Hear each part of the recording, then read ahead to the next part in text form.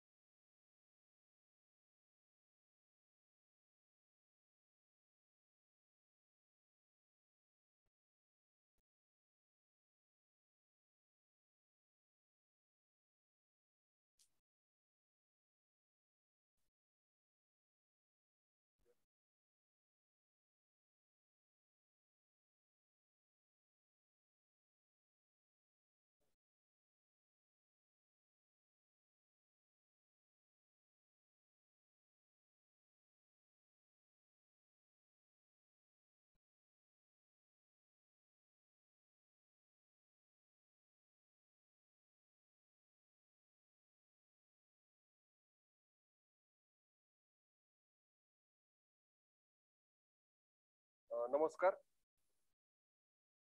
आदरणीय श्री नाठे सर, सहसंचालक तंत्र शिक्षण सहसंचालनालय नाशिक, आमचे वरिष्ठ प्राचार्य डॉक्टर नांदुरकर, प्राध्यापक डॉक्टर साने, माझे सर्व सहकारी, विद्यार्थी आणि पालक मित्रांनो, आपल्या ह्या काउन्सिलिंग सेशनचा हा दुसरा भाग आहे. कारण पहिला भाग जो होता या भागामध्ये आपण फॉर्म कसा भरायचा, आपला ऍप्लिकेशन फॉर्म जो होता तो कसा भरायचा याच्याबद्दलची माहिती घेतली होती. आता कालपर्यंतची प्रोसेस जी आहे ती आपण फॉर्म भरला, त्याच्यानंतर एक प्रोव्हिजनल मेरिट लिस्ट डिक्लेअर झालेली आहे. आपल्याला आपल्या लॉग इन मधनं आपला रोल नंबर जो आहे, मेरिट नंबर जो आहे तो वेगवेगळ्या कॅटेगरीसाठीचा असो किंवा स्टेट जनरल मेरिट नंबर असो, हे सगळे मिळालेले आहेत. आता ह्याच्या पुढची पायरी जी आहे की आपल्याला कुठल्या कॉलेजमध्ये कुठल्या ब्रँचला ऍडमिशन घ्यायची त्याचे ऑप्शन्स देऊन आणि त्यानंतर अलॉटमेंट झाल्यानंतर कॉलेजमध्ये जाऊन ऍडमिशन घेणे, हा जो पुढचा भाग आहे याच्या संदर्भात आज आपण थोडीशी माहिती घेणार आहोत. आजचा हा कार्यक्रम आपण ब्लेंडेड मोड मध्ये घेतो आहोत, ज्यामध्ये आपण सगळे मान्यवर इथे ऑफलाईन मोड मध्ये फिजिकली हा कार्यक्रम बघतो आहोत आणि आपल्यापेक्षा बऱ्याच जास्त संख्येने मान्यवर हे विद्यार्थी आणि मित्र ऑनलाईन मोड मध्ये आपल्या सोबत आहेत. हे करणं टेक्निकली इतकं काही सोपं नव्हतं, कारण हा जो व्हेन्यू आहे हा आमच्या कॉलेजमध्ये नसल्यामुळे खूप जास्त अरेंजमेंट करावे लागले. त्यामुळे जी काही ऑर्गनायझिंग कमिटी आहे त्यातल्या सर्व मेंबर्सचं मी आभार मानतो की जेणेकरून त्यांच्या या 3 दिवस सतत त्यांनी घेतलेल्या परिश्रमांमुळे आज आपण हा कार्यक्रम ब्लेंडेड मोड मध्ये अतिशय विदाउट इंटरप्शन ज्याला म्हणता येईल अशा पद्धतीने करतो आहोत.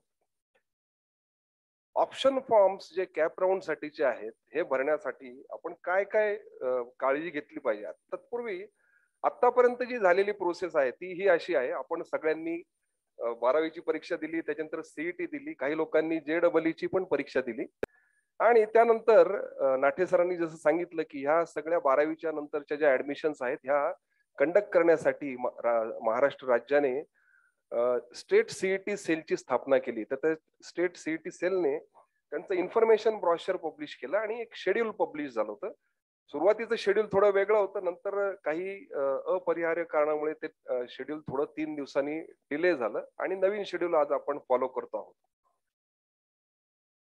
2 तारखेपासून 2 नोव्हेंबर पासून आपण सर्वांनी ऑनलाईन ऍप्लिकेशन फॉर्म भरायला सुरुवात केली. ऍप्लिकेशन फॉर्म भरल्यानंतर आपण आपले जे काही ओरिजिनल डॉक्युमेंट्स आहेत ते स्कॅन केले आणि जे काही पोर्टल आपल्याला उपलब्ध करून दिले ऍडमिशनसाठी त्यावर ते आपण अपलोड केले. तर हे जे डॉक्युमेंट्स आपण अपलोड केले आणि फॉर्म भरला, हे आपण आयदर ऑनलाईन किंवा ऑफलाईन पद्धतीने कन्फर्म करून घेतले. कारण जसं नाठे सर म्हणाले की फॅसिलिटेशन सेंटर्स आहेत, या फॅसिलिटेशन सेंटरमध्ये मी भरलेली माहिती योग्य आहे की नाही ही पडताळणी केली जाते, ती चेक केली जाते, स्क्रुटिनी केली जाते.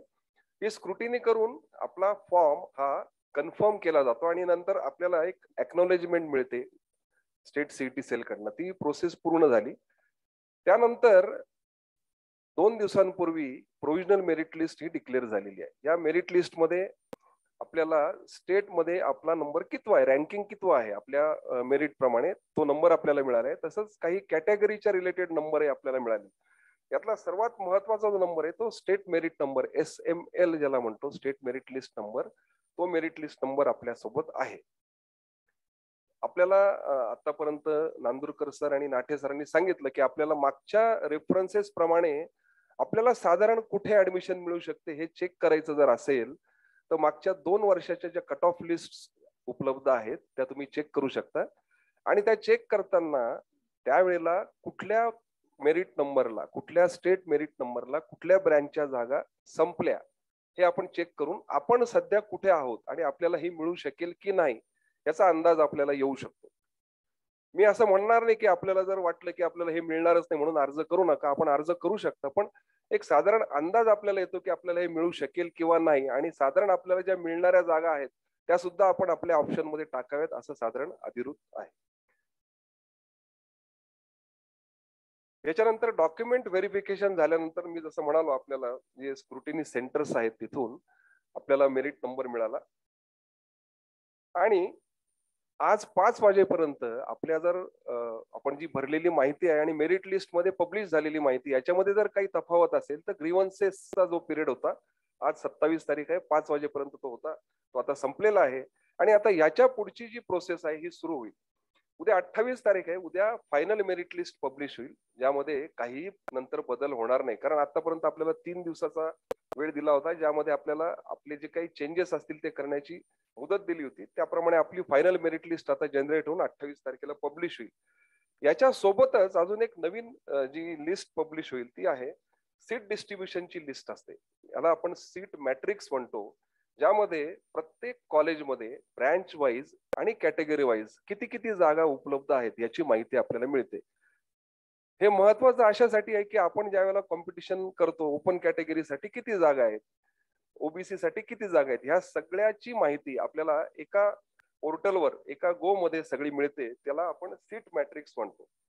तर हा सीट मॅट्रिक्स आता हा पहिलाच राऊंड असल्यामुळे 100% जागा आपल्याला उपलब्ध आहेत, तर तो सीट मॅट्रिक्स आपल्याला अवेलेबल उद्या होईल. हा सीट मॅट्रिक्स जो हा कसा असेल किंवा आपल्याला हे जर सीट मॅट्रिक्स वाचायचं असेल किंवा त्याच्यातून काही माहिती घ्यायची असेल तर साधारण आपल्याला कशा पद्धतीने माहिती मिळेल. तर हा जो पहिला सीट मॅट्रिक्स मी दिला एका ब्रँचचा आहे आणि तो गव्हर्नमेंट ऑटोनॉमस कॉलेजचा आहे. थोडक्यात सांगायचं तर हा सीओईपीच्या कॉम्प्युटर ब्रँचचा सीट मॅट्रिक्स आहे. आता यामध्ये आपण जो सीट मॅट्रिक्स बघतो आहोत तो कुठल्या कॉलेजचा आहे, कुठल्या प्रकारच्या कॉलेजचा आहे हे इथे मेन्शन केलेलं आहे, गव्हर्नमेंट ऑटोनॉमस. त्यानंतर ब्रँचचं नाव पण दिलंय कॉम्प्युटर इंजिनिअरिंग आणि ह्या कॉलेजच्या ह्या ब्रँचचा कोड जो दिलेला आहे चॉईस कोड तो पण इथे मेन्शन केलेला आहे. आपल्याला हे सगळे चॉईस कोड लक्षात ठेवण्याची, पाठ करण्याची कुठलीच गरज नाही, कारण हे ऑटोमॅटिकली जनरेट होतात. आपल्याला फक्त कॉलेज आणि ब्रँचचं नाव एकदा दिलं की हा चॉईस कोड ऑटोमॅटिकली जनरेट होतो. पण प्रत्येक ब्रँचला युनिक असा चॉईस कोड दिलेला आहे. त्याच्यानंतर पुढचा जो महत्वाचा भाग आहे, ह्या ब्रँचसाठी त्या कॉलेजमध्ये किती जागा उपलब्ध आहेत, ज्याला आपण सँक्शन्ड इनटेक असं म्हणतो. तर सीओईपी मध्ये कॉम्प्युटरसाठी 120 जागा शिल्लक आहे. आता मी मगाच म्हणालो की हे जे कॉलेज आहे हे गव्हर्नमेंट कॉलेज आहे, तर गव्हर्नमेंट कॉलेजच्या सर्व जागा या कॅपसाठी उपलब्ध असतात. म्हणजेच त्याच्यात कुठल्याही जागा या मॅनेजमेंटच्या सीटसाठी किंवा बाकीच्यांसाठी उपलब्ध नाहीत. 100% सीट्स या कॅप मध्ये म्हणजे या सेंट्रलाइज ऍडमिशनने भरल्या जातात. त्यामुळे कॅप सीट्स ज्या आहेत त्या 120च्या 120 इथे दिसत आहेत. त्याच्या व्यतिरिक्त जसं नांदुरकर सर म्हणाले की काही सीट्स हे ओव्हर अँड अबोव्ह असतात. तर इकॉनॉमिकली विकर सेक्शन साठी प्रत्येक ब्रँचला 10% जागा या उपलब्ध आहेत. त्यामुळे 120च्या 10% अशा 12 जागा या economically weaker section EWS candidate साठी उपलब्ध आहेत. आणि TFWS tuition fee waiver scheme जी आहे त्याच्या अंडर 5% जागा म्हणजे या 120च्या 5% 6 जागा या ब्रँचला उपलब्ध आहेत. Total available seats for cap किती आहेत तर 120 या कॅपच्या जागा आहेत आणि ओव्हर अँड अबोव्ह 12 अधिक 6 अशा टोटल 138 जागा आपल्यासाठी उपलब्ध आहेत COEPच्या कॉम्प्युटर ब्रँचसाठी. तसंच इतर ब्रँचसाठी सुद्धा आपण या पद्धतीने अभ्यास करून किती जागा आपल्यासाठी उपलब्ध आहेत हे बघू शकता. ह्या ज्या 120 जागा आहेत याच्यामधल्या 120 सीट्स या कॅपसाठी आहेत असं मी म्हणालो मध्ये. पण या सगळ्याच्या सगळ्या जागा सगळ्यांसाठी उपलब्ध नाहीत कारण त्याचं बायफर्केशन कॅटेगरी वाईज केलेलं आहे. तर कुठल्या कुठल्या कॅटेगरीला किती जागा उपलब्ध आहेत याची पण माहिती आपल्याला यात मिळू शकते. फॉर एक्झाम्पल आपण ओपन कॅटेगरीच्या जर जागा विचार केला तर यामध्ये ओपन कॅटेगरीसाठी जी म्हणजे जनरल मध्ये सर्वांसाठी उपलब्ध असलेल्या 37 जागा आहेत आणि L म्हणजे लेडीज या 16 जागा अशा टोटल 37 अधिक 16 इतक्या जागा इथे उपलब्ध आहेत. म्हणजे 53 जागा या आपल्या ओपन कॅटेगरीच्या विद्यार्थ्यांसाठी उपलब्ध आहेत. 120 पैकी 53 जागा त्या जनरल आणि लेडीज या दोन प्रकारात डिवाइड केलेल्या आहेत. त्याच्या व्यतिरिक्त पर्सन्स विथ डिसॅबिलिटी जे डिसेबल आहेत फिजिकली चॅलेंज्ड पीपल आहेत त्यांच्यासाठी 3 जागा अवेलेबल आहेत. आणि डिफेन्सचे जे कोणी रिझर्व्ड लोक आहेत डिफेन्ससाठीच्या ज्या जागा रिझर्व्ड आहेत त्यांची संख्या 3 आहे. त्यामुळे COEP मध्ये कॉम्प्युटर ब्रँचला ओपन कॅटेगरीसाठी टोटल सीट्स जे अवेलेबल आहेत ते 37 अधिक 16 अधिक 3 अधिक 3 टोटल 59 होते. टोटल 120 जागा आहेत. साधारण आपण म्हणतो की 50% जागा या रिझर्व्ड आहेत आणि 50% जागा ओपन कॅटेगरीला शिल्लक आहेत. तर 60च्या अगेन्स्ट 59 सीट्स या ओपन कॅटेगरीच्या कॅन्डिडेट्सला अवेलेबल आहेत.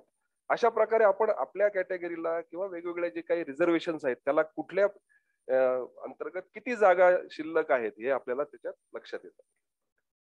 यानंतर आता दुसरं उदाहरण आपण असं घेऊ की हे गव्हर्नमेंट कॉलेज होतं. याच्या व्यतिरिक्त जी मेजॉरिटी संख्या आहे कॉलेजेसची ती अनएडेड अफिलिएटेड कॉलेजेस आहे.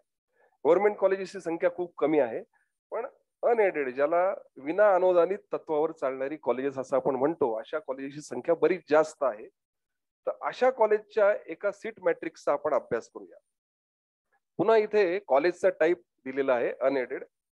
त्यानंतर ब्रँच पुन्हा आपण कॉम्प्युटर घेतली आणि त्याचा कोड इथे दिलेला आहे आपल्याला चॉईस कोड. थोडक्यात हा KK वागच्या कॉम्प्युटर ब्रँचचा चॉईस कोड आपण इथे घेतलेला आहे. यामध्ये पुन्हा COEP सारखंच आपलं सँक्शन इंटेक जे आहे त्या जागा आपल्याला AICTE मंजूर केलेल्या आहेत त्या 120 जागा आहेत. पण COEP ला 120च्या 120 जागा कॅपला उपलब्ध होत्या. आपल्या KK वागसाठी किंवा इतरही अनएडेड कॉलेजेससाठी 100% जागा कॅपसाठी उपलब्ध नाहीत. त्यातल्या 96 जागा फक्त कॅपसाठी उपलब्ध आहेत. आता हा बदल का होतोय आपण पुढे बघू. या 96 जागा ज्या आहेत त्याच्या व्यतिरिक्त या ओव्हर अँड अबोव्हच्या EWSच्या 12 जागा आहेत आणि TFWSच्या 6 जागा आहेत. अशा टोटल आपल्यासाठी 96 अधिक 12 अधिक 6 114 जागा कॅपसाठी उपलब्ध आहेत. आता या ज्या 96 जागा आहेत या 96 जागांचं बायफर्केशन असं आहे. यातल्या 78 जागा या महाराष्ट्र स्टेट कॅन्डिडेट साठी आहेत. आपण COEP ची जर सीट मॅट्रिक्स बघितलं तर त्या संपूर्ण जागा ज्या आहेत त्या महाराष्ट्र स्टेट कॅन्डिडेट साठीच होत्या. या महाराष्ट्र स्टेट कॅन्डिडेट साठी असलेल्या जागा ह्या CETच्या बेसिसवर दिल्या जातात. CETचं जे मेरिट आहे आपण MS मेरिट ज्याला म्हणतो महाराष्ट्र स्टेट मेरिट. ज्या प्रोव्हिजनल मेरिट लिस्ट पब्लिश झाल्या त्यामध्ये 2 भाग आहेत. एक महाराष्ट्र स्टेट मेरिट आहे आणि दुसरं ऑल इंडिया मेरिट आहे. तर महाराष्ट्र स्टेट मेरिट नंबर ज्यांना मिळाला आहे अशा विद्यार्थ्यांसाठी या 78 सीट्स आहेत. उरलेल्या ज्या जागा आहेत 18 जागा ह्या ऑल इंडिया कॅन्डिडेट साठी उपलब्ध आहेत. आणि ह्या ऑल इंडिया कॅन्डिडेट साठी उपलब्ध असलेल्या जागा ह्या JEEच्या बेसिसवर दिल्या जातात. यामध्ये महाराष्ट्रातला विद्यार्थीही कॉम्पिट करू शकतो आणि बाहेरचे विद्यार्थी पण त्यात येतात. एखाद्या विद्यार्थ्यांनी, महाराष्ट्रातल्या विद्यार्थ्यांनी समजा सीईटी पण दिलेली आहे आणि जेईई पण दिलेली आहे, तर त्याला या दोनही जागांवर आपल्याला क्लेम करता येतो. आपण जेव्हा फॉर्म भरला त्यावेळेला आपल्याला विचारण्यात आलं होतं की आपण JEE अपियर केलेली असेल तर त्याचे डिटेल्स भरा. तर आपण भरलेले जर असतील तर आपल्याला JEEचा मेरिट नंबर पण जो आहे, ऑल इंडिया मेरिट नंबर, तोही मिळालेला असेल. तर अशा या 96 जागांचं डिस्ट्रीब्युशन जे आहे हे महाराष्ट्र स्टेट सीट्स आणि ऑल इंडिया सीट्स असं केलेलं आहे. 78 अधिक 18 अशा प्रकारच्या 96 जागा या आपल्याला या कॅपसाठी उपलब्ध आहेत. त्याच्या व्यतिरिक्त 12 जागा EWS आणि 6 जागा TFWS च्या आहेत. आता या ज्या 96 जागा आहेत त्यातल्या 78 जागा मी म्हणालो की महाराष्ट्र स्टेट कॅन्डिडेट साठी आहेत आणि 18 जागा ऑल इंडिया सीट साठी आहेत.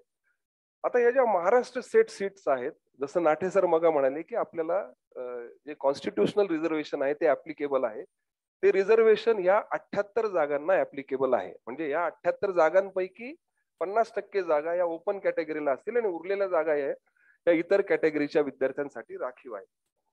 ऑल इंडिया सीट ज्या आहेत, या 18 ज्या आहेत, याच्यासाठी रिझर्वेशन ऍप्लिकेबल नाहीये.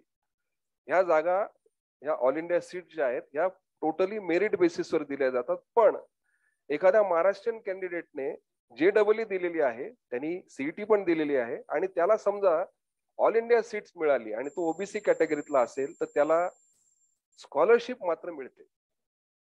म्हणजे जर या जागांमध्ये रिझर्वेशन जरी नसलं तरीही स्कॉलरशिप मात्र ऑल इंडिया कॅटेगरीमध्ये ज्या रिझर्व्ह कॅटेगरी कॅन्डिडेटला ऍडमिशन मिळालेली आहे त्याला मिळू शकते. Scholarship is available.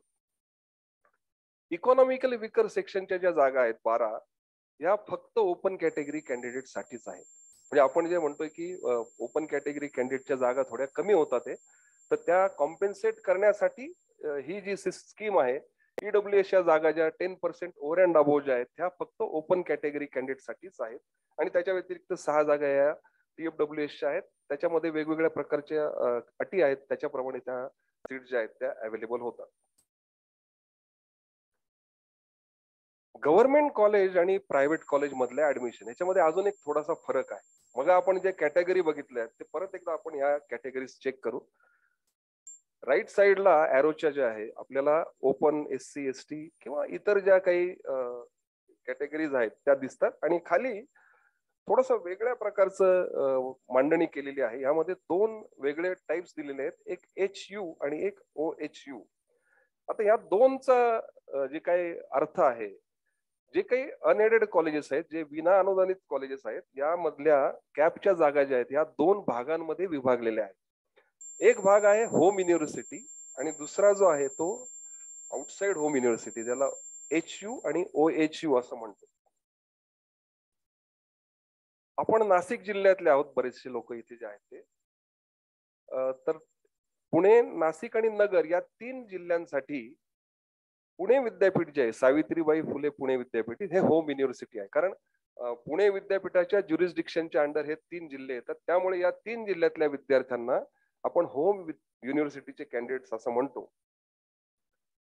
आता या ज्या जागा आहेत, साधारण इथे जे दाखवलंय जनरल आणि लेडीज साठीच्या जागा ओपन कॅटेगरीच्या ज्या दाखवल्या आहेत, साधारण 24 जागा या जनरल कॅटेगरीसाठी ओपन मध्ये दिलेल्या आहेत. तर या 24 जागांपैकी 17 जागा या होम युनिव्हर्सिटीच्या विद्यार्थ्यांसाठी आणि 7 जागा या आउटसाइड होम युनिव्हर्सिटीच्या लोकांसाठी आहे. त्याचं गणित असं आहे की उपलब्ध जागांपैकी, कॅप मधल्या उपलब्ध जागांपैकी 70% जागा ज्या आहेत या लोकल कॅन्डिडेट्स, म्हणजे त्या विद्यापीठाच्या ज्युरिस्डिक्शनच्या अंडर येणाऱ्या जिल्ह्यांमधले विद्यार्थी जे आहेत, पुणे विद्यापीठाच्या साठी पुणे, नगर आणि नाशिक या 3 जिल्ह्यातल्या विद्यार्थ्यांसाठी 70% जागा आहेत आणि उरलेल्या 30% जागा आहेत या आउटसाइड होम युनिव्हर्सिटीच्या विद्यार्थ्यांसाठी आहेत. त्या 24च्या 30% जर आपण केलं तर 7 जागा या OHU या कॅन्डिडेट साठी आहे. अशाच प्रकारे महिलांसाठी सुद्धा ज्या 10 जागा राखीव होत्या त्यातल्या 7 आणि 3 या होम आणि OHU साठी राखीव आहे. तर हा थोडासा एक बदल आहे. गव्हर्नमेंट कॉलेज मधल्या सर्व जागा या स्टेट मेरिट प्रमाणे दिल्या जातात, पण अनएडेड कॉलेजेस मधल्या जागांमध्ये होम युनिव्हर्सिटी आणि आउटसाइड होम युनिव्हर्सिटी अशा प्रकारचंही वर्गीकरण करण्यात आलेलं आहे. आताच नांदुरकर सरांनी एक आपल्याला चार्ट दाखवला ज्यामध्ये केकेवाग मध्ये उपलब्ध असलेल्या ब्रँचेस आणि त्याची माहिती दिली होती. आता पुन्हा एकदा आपण त्याची रिव्हिजन करूया. कॉम्प्युटर इंजिनिअरिंग ही जी ब्रँच आहे, मी जसं म्हणालो की प्रत्येक ब्रँचला एक युनिक कोड दिलेला आहे. हे युनिक कोड जे आहे हे ते त्या कॉलेजचं कोड, त्या ब्रँचचं कोड आणि काही नंतर स्पेशल कॅरेक्टर्स वापरून त्यांनी ते तयार केलेलं आहे. तर 5121245110 हे कॉम्प्युटर इंजिनिअरिंग साठी असलेलं चॉईस कोड आहे. हे जनरल कॅटेगरीच्या कॅन्डिडेटसाठी आहे. जनरल कॅन्डिडेटसाठी, सगळ्या जनरल सीटसाठी हे कोड वापरलं जातं. याच्यासाठी 120 जागा आपल्याकडे आहेत. सँक्शन इंटेक 120 आहे आणि त्याच्या व्यतिरिक्त मी म्हणालो जसं ईडब्ल्यूएसच्या 12 आणि टीएफडब्ल्यूएसच्या 6 या ऍडिशनल जागा आहेत. म्हणजे टोटल जागा कॉम्प्युटरसाठीच्या ज्या आहेत 120 अधिक 12 अधिक 6 एवढ्या जागा आपल्याला या कॉम्प्युटरसाठी अवेलेबल आहेत. त्याच्यानंतर एक रेड कलर मध्ये वेगळा चॉईस कोड लिहिलेला आहे. साधारण पहिले 7 डिजिट 8 डिजिट सारखेच आहेत, शेवटचे 2 डिजिट वेगळे. तर ते 1T जे आहे ती TFWS ची ते जी चॉईस कोड आहे त्याच्यासाठी वापरण्यात आलेला तो चॉईस कोड आहे. या ज्या TFWS च्या जागा आहेत याच्यासाठी वेगळा चॉईस कोड आहे. एकाच चॉईस कोडने आपण या दोन्ही जागा क्लेम करू शकत नाही. TFWS साठी वेगळा चॉईस कोड आहे आणि त्याच्यासाठी 6 जागा रिझर्व्ड आहेत. म्हणजे या 6 जागांपैकी आपल्याला एखादी जागा जर क्लेम करायची असेल तर मला ऑप्शन भरताना हा चॉईस कोड टाकावा लागेल. तर ह्या 120, 12 आणि 6 अशा टोटल जागा आहेत. IT ही दुसरी ब्रँच आहे, त्याच्यासाठी 60 इंटेक आहे. त्याच्या 10% ईडब्ल्यूएसच्या आणि 5% या TFWSच्या जागा आहेत. ENTC ही तिसरी ब्रँच आहे ज्यामध्ये 120 अधिक 12 अधिक 6 एवढं इंटेक आहे. इलेक्ट्रिकल ही एक ब्रँच आहे, त्याचं इंटेक 120 आहे. मेकॅनिकल इंजिनिअरिंगचं इंटेकही 120 आहे.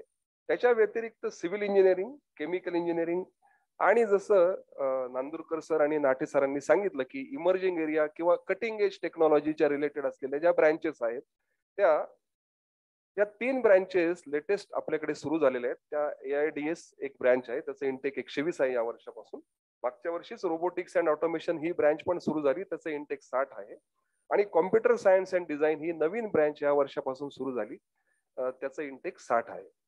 तर हे सगळं आपलं इंटेक जे आहे केकेवाग कॉलेजच्या वेगवेगळ्या ब्रँचेसचं या ठिकाणी आपल्या समोर मांडलेलं आहे. तर केकेवागच्या सगळ्या ब्रँचेसचं मिळून टोटल सँक्शन इंटेक जे आहे ते 960 आहे. या 960 जागांच्या व्यतिरिक्त ओव्हर अँड अबोव ज्या सीट्स आहेत ईडब्ल्यूएसच्या त्या 10%, 960च्या 10% 96 आणि TFWSच्या ओव्हर अँड अबोव सीट्स 48 अशा टोटल 1104 इतक्या सीट्स आपल्याला ऍडमिशन साठी फर्स्ट इयरला उपलब्ध आहेत. 1104 जागांवर आपण यावेळेला ही जी ऍडमिशन प्रोसेस आहे ही राबवली जाणार आहे. आता याच्या पुढे ह्या आपण बघितलं की साधारण आतापर्यंत आपल्याला मेरिट नंबर मिळालेला आहे. सीट मॅट्रिक्स आल्यानंतर कशा पद्धतीने माझ्या कॅटेगरीसाठी किती जागा उपलब्ध आहेत ते चेक करायचं ते बघितलंय. आता याच्या पुढची जी गोष्ट आहे ती आपल्याला ऑनलाईन ऑप्शन फॉर्म भरणे ही आहे. तर आपल्याला ऑनलाईन ऑप्शन फॉर्म आपल्या आता सध्या मे बी मागच्या वर्षापासून आपण 2च राऊंड मध्ये ही ऍडमिशन प्रोसेस संपवतो. त्यामुळे 2 राऊंड साठी आपण ऑप्शन फॉर्म भरणार आहोत. त्यातला पहिला राऊंड जो आहे त्याच्यासाठीचा ऑप्शन फॉर्म भरण्याची मुदत ही परवापासून सुरू होईल. 29 तारखेपासून आपल्याला तो भरता येणार आहे.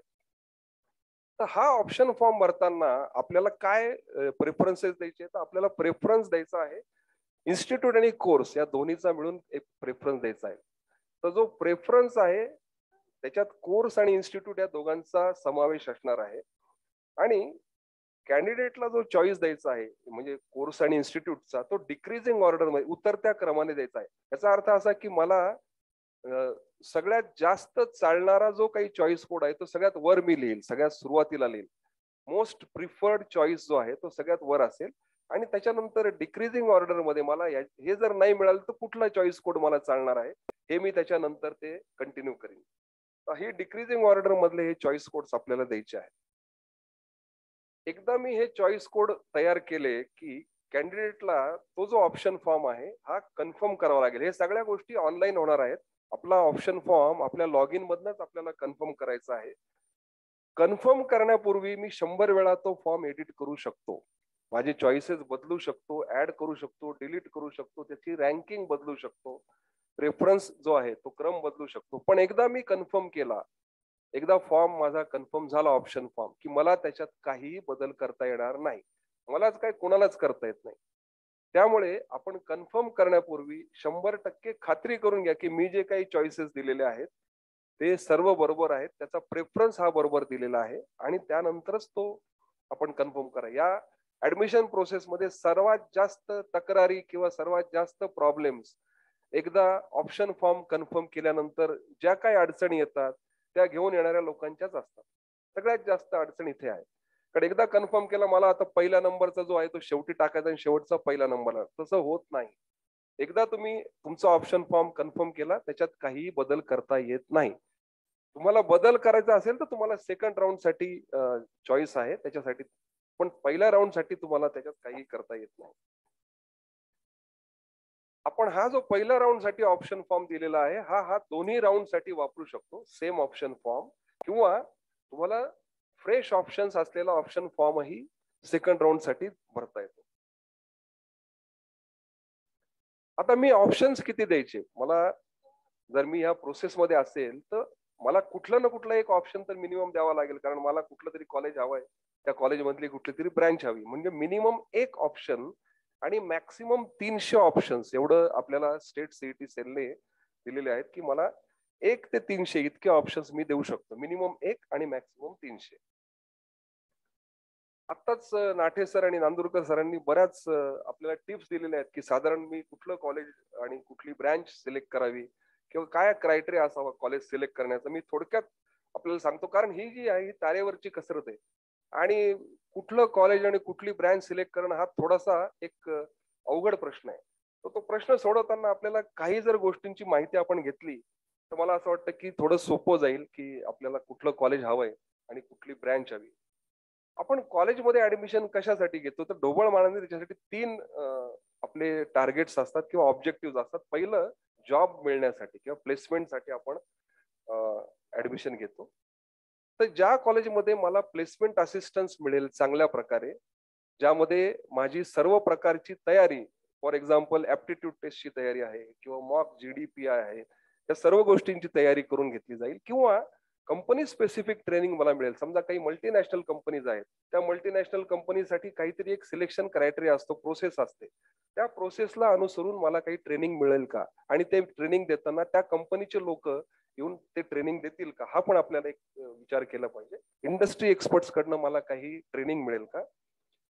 कॅम्पस ड्राईव्ह किती अरेंज होतात, मग ते कॉलेज मधले असो किंवा फुल कॅम्पस असो, याच्यासाठी आपल्याला काय कॉलेजनी सुखसोयी किंवा सुविधा उपलब्ध करून दिलेल्या आहेत याची पण आपण माहिती घ्यायची आहे. कुठल्या कुठल्या कंपनीज व्हिजिट करतात कॅम्पससाठी, त्यामधल्या मल्टीनॅशनल किती आहे, हा पण एक विचार करण्याचा भाग आहे. आणि पॅकेजेसची रेंज काय, साधारण आपल्याकडे ज्या कंपन्या येतात त्या मुलांना काय पॅकेजेस ऑफर करतात, या सगळ्या गोष्टीचा विचार करायचा. आणि त्यानंतर मग हा आपला पहिला जो ऑब्जेक्टिव्ह आहे हा आपल्याला चेक करता येतो. यामध्ये अजून एक मुद्दा आहे की आपण कॉलेजमध्ये जे काही शिकतो ते एक अकॅडमिक्स हा एक भाग आहे, त्याच्या व्यतिरिक्त मला ऍडिशनल काय मिळतं जेणेकरून माझे एम्प्लॉयबिलिटी स्किल्स एनहान्स होतील, अशा पद्धतीने कुठल्या कुठल्या ऍक्टिव्हिटीज या कॉलेजमध्ये अरेंज होतात ह्याची बद्दलची पण माहिती घ्या, जेणेकरून आपल्याला पुढे जे काय करायचं आहे, आपल्याला शेवटी जॉब जर करायचा असेल तर आपल्यामध्ये स्किल्स हवेत, ते स्किल्स येण्यासाठी कॉलेजने काय योगदान दिलं याची पण आपल्याला माहिती घेतली पाहिजे.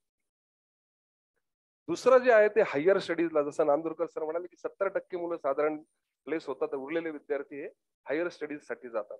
हायर स्टडीजला जाताना मला ऑप्शन्स काय अवेलेबल आहेत, तर मी MS करू शकतो, परदेशात जाऊन मास्टर ऑफ सायन्स ही पदवी घेऊ शकतो, किंवा ME MTech हे आपण भारतामध्ये ME किंवा MTech करू शकतो, आणि तिसरी जी डिग्री आहे ती MBA करू शकतो.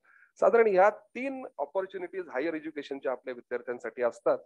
तर ह्यासाठी आपल्याला गायडन्स त्या कॉलेजमध्ये मिळतं की नाही, आणि मिळत असेल तर कुठल्या लेवलचं गायडन्स मिळतं, काउन्सिलरची फॅसिलिटी आहे का, हे गायडन्स देताना मला काउन्सिलिंग कोणी करेल का, की मी ME ला जावं, MTech ला जावं की MBA करावं, नेमकं त्याच्यामधला फरक काय, मला त्याच्यात फायदा काय होईल, हे काउन्सिलिंग जे आहे कोणीतरी केलं पाहिजे, त्यासाठी स्पेशल काउन्सिलर आहेत का, आणि मेंटॉरशिपची काही सोय आहे का. आता काही कॉलेजेसमध्ये जे सिनियर्स आहेत ते ज्युनियर्सला मेंटॉर करतात, म्हणजे ज्या ज्युनियरला जर काही अडचण आली तर तो सिनियर जो आहे तो त्याला सांगतो की बाबा रे आता तू हे कर म्हणजे तुला याचा फायदा होईल. तर अशा मेंटॉरशिपची काही सोय आहे का. विद्यार्थी पण मेंटॉर आहेत आणि फॅकल्टी पण मेंटॉर तुम्हाला असू शकतात, आणि ते तुम्हाला या बाबतीत मदत करतात. एखाद्या कॉलेजमधनं समजा 10 विद्यार्थी हायर स्टडीजला जर गेले असतील तर ते कुठल्या इन्स्टिट्यूट मध्ये गेलेले आहेत, IIT मध्ये त्यातले किती गेले, NIT मध्ये किती गेले, परदेशातल्या चांगल्या युनिव्हर्सिटीमध्ये किती गेले, टॉप रँक इन्स्टिट्यूट्स मध्ये किती लोक गेले, ह्याचाही आपण विचार केला पाहिजे.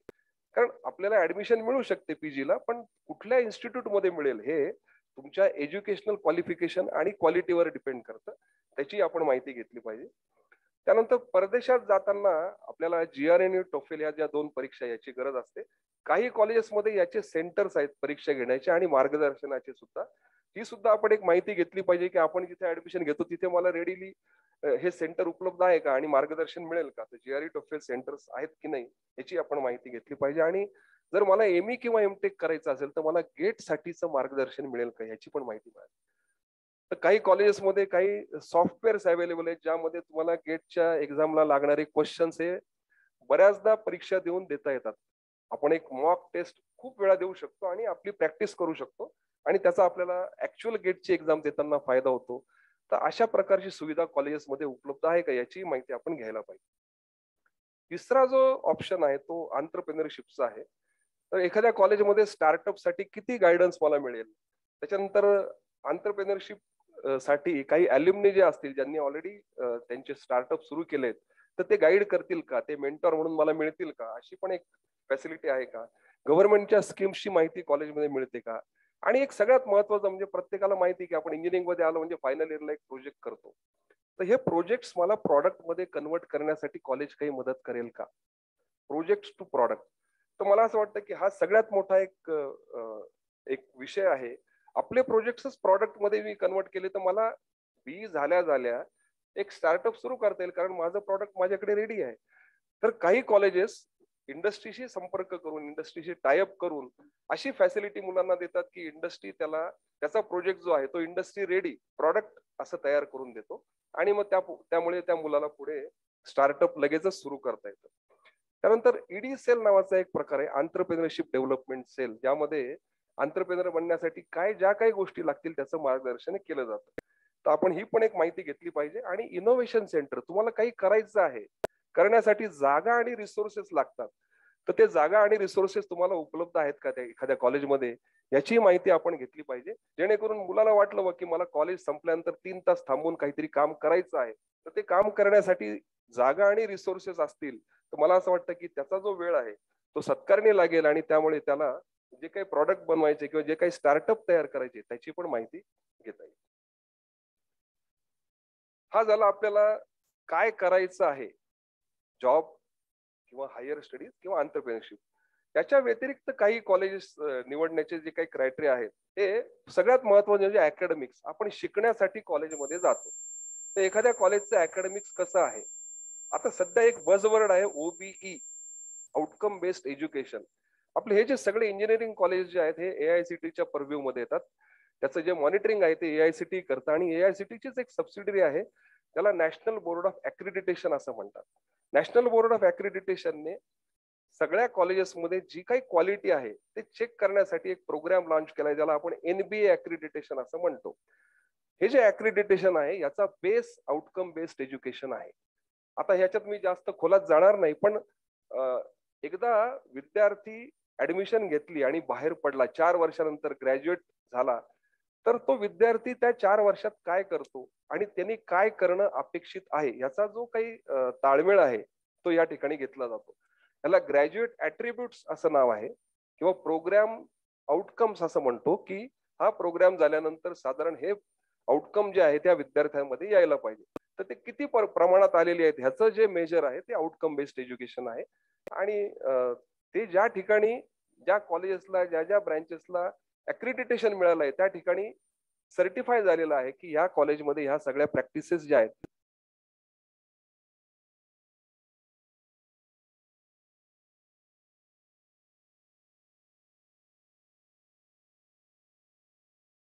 त्याची माहिती नक्कीच घ्या.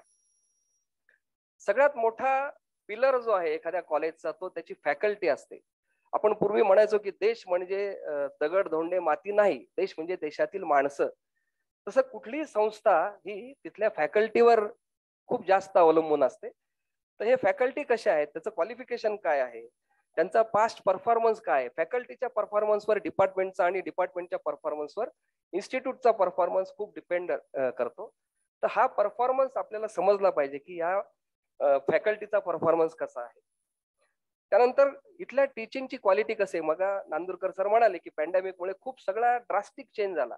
180 डिग्री फेस शिफ्ट मध्ये आपण सगळे काम करायला लागलो. कारण पूर्वी आपण वर्गात जायचो आणि face to face teaching learning असायचं आणि अचानक मार्च महिन्याच्या 2020च्या मार्च मध्ये आपण पूर्णपणे ऑनलाईनला शिफ्ट झालो.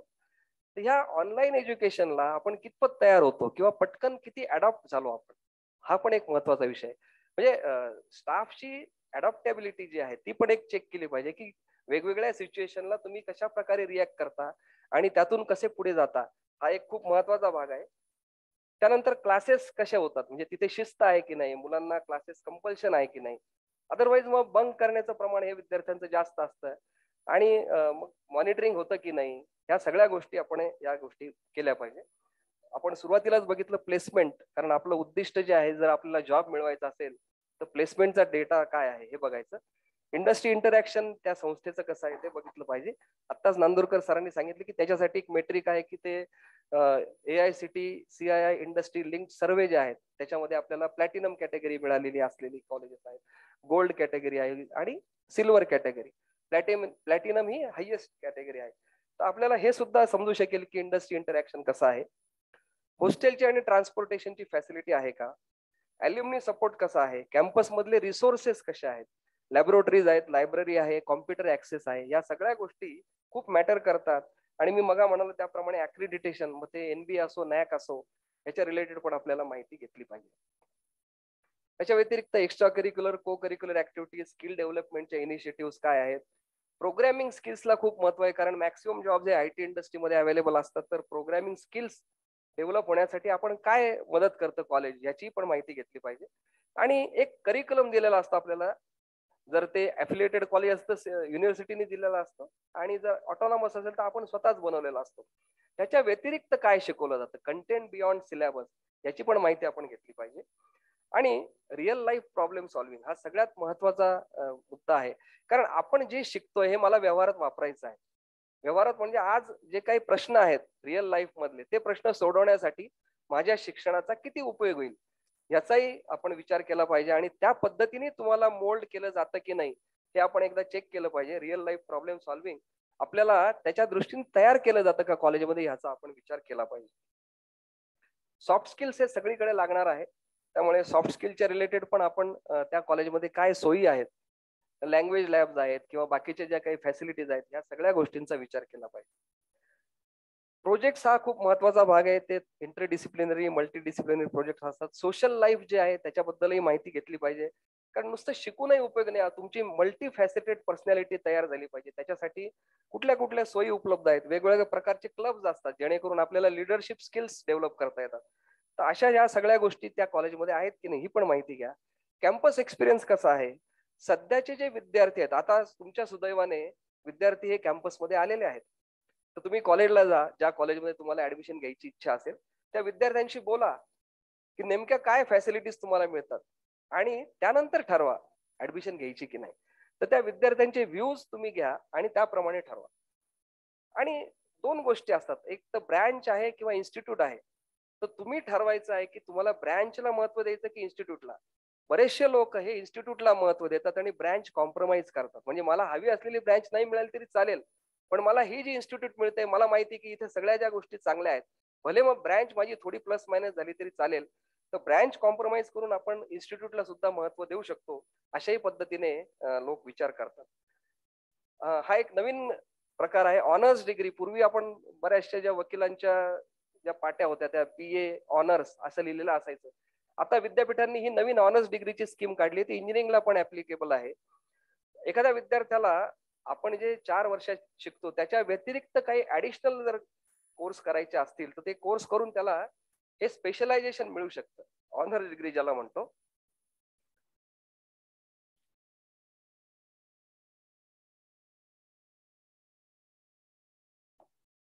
तर ह्या ऑनर्स डिग्रीच्या रिलेटेड किती कोर्सेस संदर्भात आपल्याला ऑनर्स डिग्री ऑफर केली जाते त्या कॉलेजमध्ये, त्याच्यानंतर त्याचं फी स्ट्रक्चर काय आहे. आणि त्याला शिकवण्यासाठी कुठल्या फॅकल्टी अवेलेबल आहेत, या सगळ्या गोष्टींची माहिती आपण घेऊ शकतो. हे झालं आपण कॉलेज सिलेक्ट करण्याचे जे काही क्रायटेरिया होते ते. आता आपल्याला ऑप्शन फॉर्म भरण्यासाठीची माहिती मी थोडक्यात देतो. पहिल्या राऊंड साठीचा जो ऑप्शन फॉर्म भरायची जी शेड्यूल आहे ते 29 नोव्हेंबर ते 1 डिसेंबर असा आहे. 29, 30 आणि 1 3 दिवस आपल्याला दिलेले आहेत. आणि कसा ऑप्शन फॉर्म भरायचा, मी मगा म्हणाल्याप्रमाणे चॉईस कोड जो आहे ऑप्शन फॉर्म भरण्यासाठी आपण जो चॉईस कोड वापरतो, it is a combination of institute code आणि ब्रँच कोड. तुम्हाला तो लक्षात ठेवण्याची गरज नाही. आपण काही एक्झाम्पल्स घेणार आहोत ज्यामध्ये साधारण सीओईपी, व्हीजेटीआय आणि केकेवाग अशा 3 कॉलेजचे आपण एक्झाम्पल घेतो आहोत. Institute code for COEP is 6006. केकेवागचं इन्स्टिट्यूट कोड 5121 आहे. आणि ब्रँच कोड समजा सिव्हिल मला ऍडमिशन घ्यायची आहे सिव्हिल ब्रँचला, तर ब्रँचचं कोड 191 आहे. तर सीओईपीच्या सिव्हिल ब्रँचचा चॉईस कोड जो आहे तो 6006 पहिला तो कॉलेजचा कोड झाला, 191 हा ब्रँचचा कोड झाला आणि 10 हा जनरल कॅटेगरीसाठीचा कोड झाला. मी सुरुवातीला म्हटल्याप्रमाणे आपल्याला हे कोड लक्षात ठेवण्याची, जनरेट करण्याची मुळीच गरज नाही. फक्त एक लक्षात ठेवलं पाहिजे की हे युनिक कोड्स आहेत आणि हे कुठेतरी मला ऍडमिशन साठी महत्वाचे आहे. तसंच केकेवागच्या सिव्हिल साठीचा जो चॉईस कोड आहे हा शेवटचे 5 डिजिट सारखेच आहेत, फक्त पहिले 4 जे आहेत कॉलेज कोड जो आहे तो वेगळा आहे, 5121, 191, 10. अशा प्रकारे हे चॉईस कोड्स हे तयार झालेले आहेत. आपल्याला ज्या कॉलेजला, ज्या ब्रँचला ऍडमिशन घ्यायची असेल, एक पेन आणि पेपर घेऊन बसा आणि त्याच्याप्रमाणे लिहा की ह्या कॉलेजला, या ब्रँचला, अशा सगळ्या कॉलेज आणि ब्रँचचे नावं लिहा एका पेपरवर आणि त्याच्या प्रायोरिटीज ठरवून घ्या. तुम्ही पेपरवरच त्याला प्रायोरिटी द्या. पहिला चॉईस माझा हा असेल, दुसरा हा असेल, समजा हे मिळालं तर ओके, नाही मिळालं तर हे चालेल मला, अशा पद्धतीने आपल्या प्रायोरिटीज ठरवा. आणि नंतर मग तुम्ही तुमच्या लॉग इन मध्ये जा. ज्यावेळेला हे ऑप्शन फॉर्म आपण भरतो, तुम्ही तुमच्या कॅन्डिडेट लॉग इन मध्ये जा, लॉग इन करा आणि ऑप्शन फॉर्म भरण्यासाठी सुरुवात करा. तर त्यामध्ये सुरुवातीला काय विचारलं जाईल, आपल्याला कुठल्या ब्रँचला ऍडमिशन घ्यायची, ब्रँच सिलेक्ट करा. मे बी तुम्ही सिलेक्ट केलं कॉम्प्युटर इंजिनिअरिंग. ब्रँच सिलेक्ट केल्यानंतर तुम्हाला ते विचारायचं की कुठल्या कॉलेज सिलेक्ट करायचंय. आता सिलेक्ट करताना त्यामध्ये वेगवेगळ्या टाईपचे कॉलेजेस आहेत. Autonomous college, government college, unaided college, या सगळ्या प्रकारचे कॉलेज आहेत. त्या पद्धतीने त्या पण तुम्ही ज्या कॉलेजला तुम्हाला ऍडमिशन घ्यायची इच्छा असेल त्या टाईपच्या कॉलेजमध्ये जा. पॉपअप मध्ये तुम्हाला सगळ्या कॉलेजची लिस्ट मिळेल. तुम्हाला हवं ते कॉलेज सिलेक्ट करा. म्हणजे त्या कॉलेजमधली ती ब्रँच तुम्ही सिलेक्ट केली. आधी तुम्ही ब्रँच सिलेक्ट केली, नंतर कॉलेजेस सिलेक्ट केले. हे तुम्ही एकदा केल्यानंतर कॉलेज टाईप मध्ये गेल्यानंतर सिलेक्ट कॉलेजेस आणि एक रॅन्डम लिस्ट तयार होईल. राईट साईडला एक तुम्ही बफर म्हणू शकता, ज्यामध्ये कॉलेज आणि त्याच्या ब्रँचेसची एक लिस्ट तयार होईल. एका ब्रँच साठी तुम्ही हे सगळी एक्झरसाइज केली. तुम्ही ही एक्झरसाइज अदर ब्रँचेस साठी पण करू शकता. समजा एखाद्या विद्यार्थ्याला कॉम्प्युटरलाही इंटरेस्ट आहे, सिव्हिलला इंटरेस्ट आहे, ENTCला इंटरेस्ट आहे, तर तो 3ही ब्रँचेस साठी सिलेक्ट करून वेगवेगळे कॉलेजेस आयडेंटिफाय करेल आणि त्या बकेटमध्ये टाकेल. दुसरी ब्रँच सिलेक्ट झाल्यानंतर पहिली लिस्ट जी ती अपडेट होईल. कारण कॉम्प्युटर नंतर समजा मी ENTC सिलेक्ट केलं तर ENTC चे कॉलेजेस त्याच्यामध्ये ऍड होतील. त्यानंतर सिव्हिल घेतलं तर त्याचे कॉलेजेस ऍड होतील. आता आपण मागा विचार केला की TFWS साठी वेगळं कोड असतं, शेवटी टी येतो त्याच्यात. तर तुम्ही TFWS चे सुद्धा कोड्स याच्यामध्ये टाकू शकता. तुम्हाला चॉईस देताना जनरल आणि TFWS या दोन्ही साठीचे ऑप्शन्स आपल्याला टाकता येतात.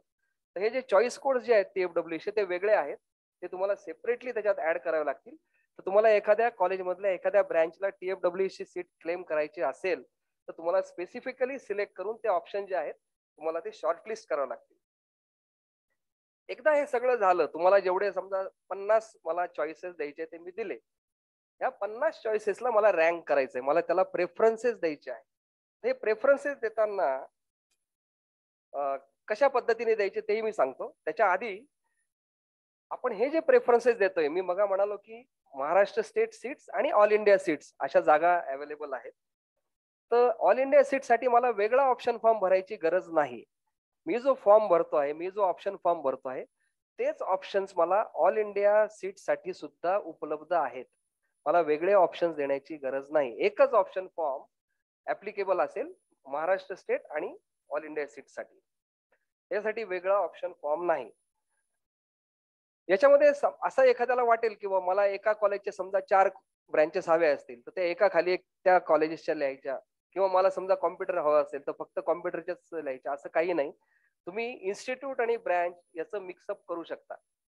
ते कसं करायचं ते पण मी तुम्हाला सांगतो, कशा प्रकारे आपण करू शकतो. TFWS चे चॉईस कोड्स वेगळे आहेत, ते पण तुम्ही सेपरेटली ऍड करू शकता. समजा एखाद्या विद्यार्थ्यांनी फक्त TFWS कोड लिहिले, असंही होऊ शकतं, असं झालेलं आहे बऱ्याचदा. एका विद्यार्थ्याने फक्त TFWS चे सगळे कोड लिहिले. उदाहरणार्थ आता हे 2 दिलेले आहेत, हे 2 कोड त्याने दिले आणि त्यांनी जनरल कोड दिलेच नाही. त्याला असं वाटलं की मी आता हे ब्रँच क्लेम करतोय म्हणजे मला TFWS नसेल तर जनरल कोड मिळेल, असं नाही.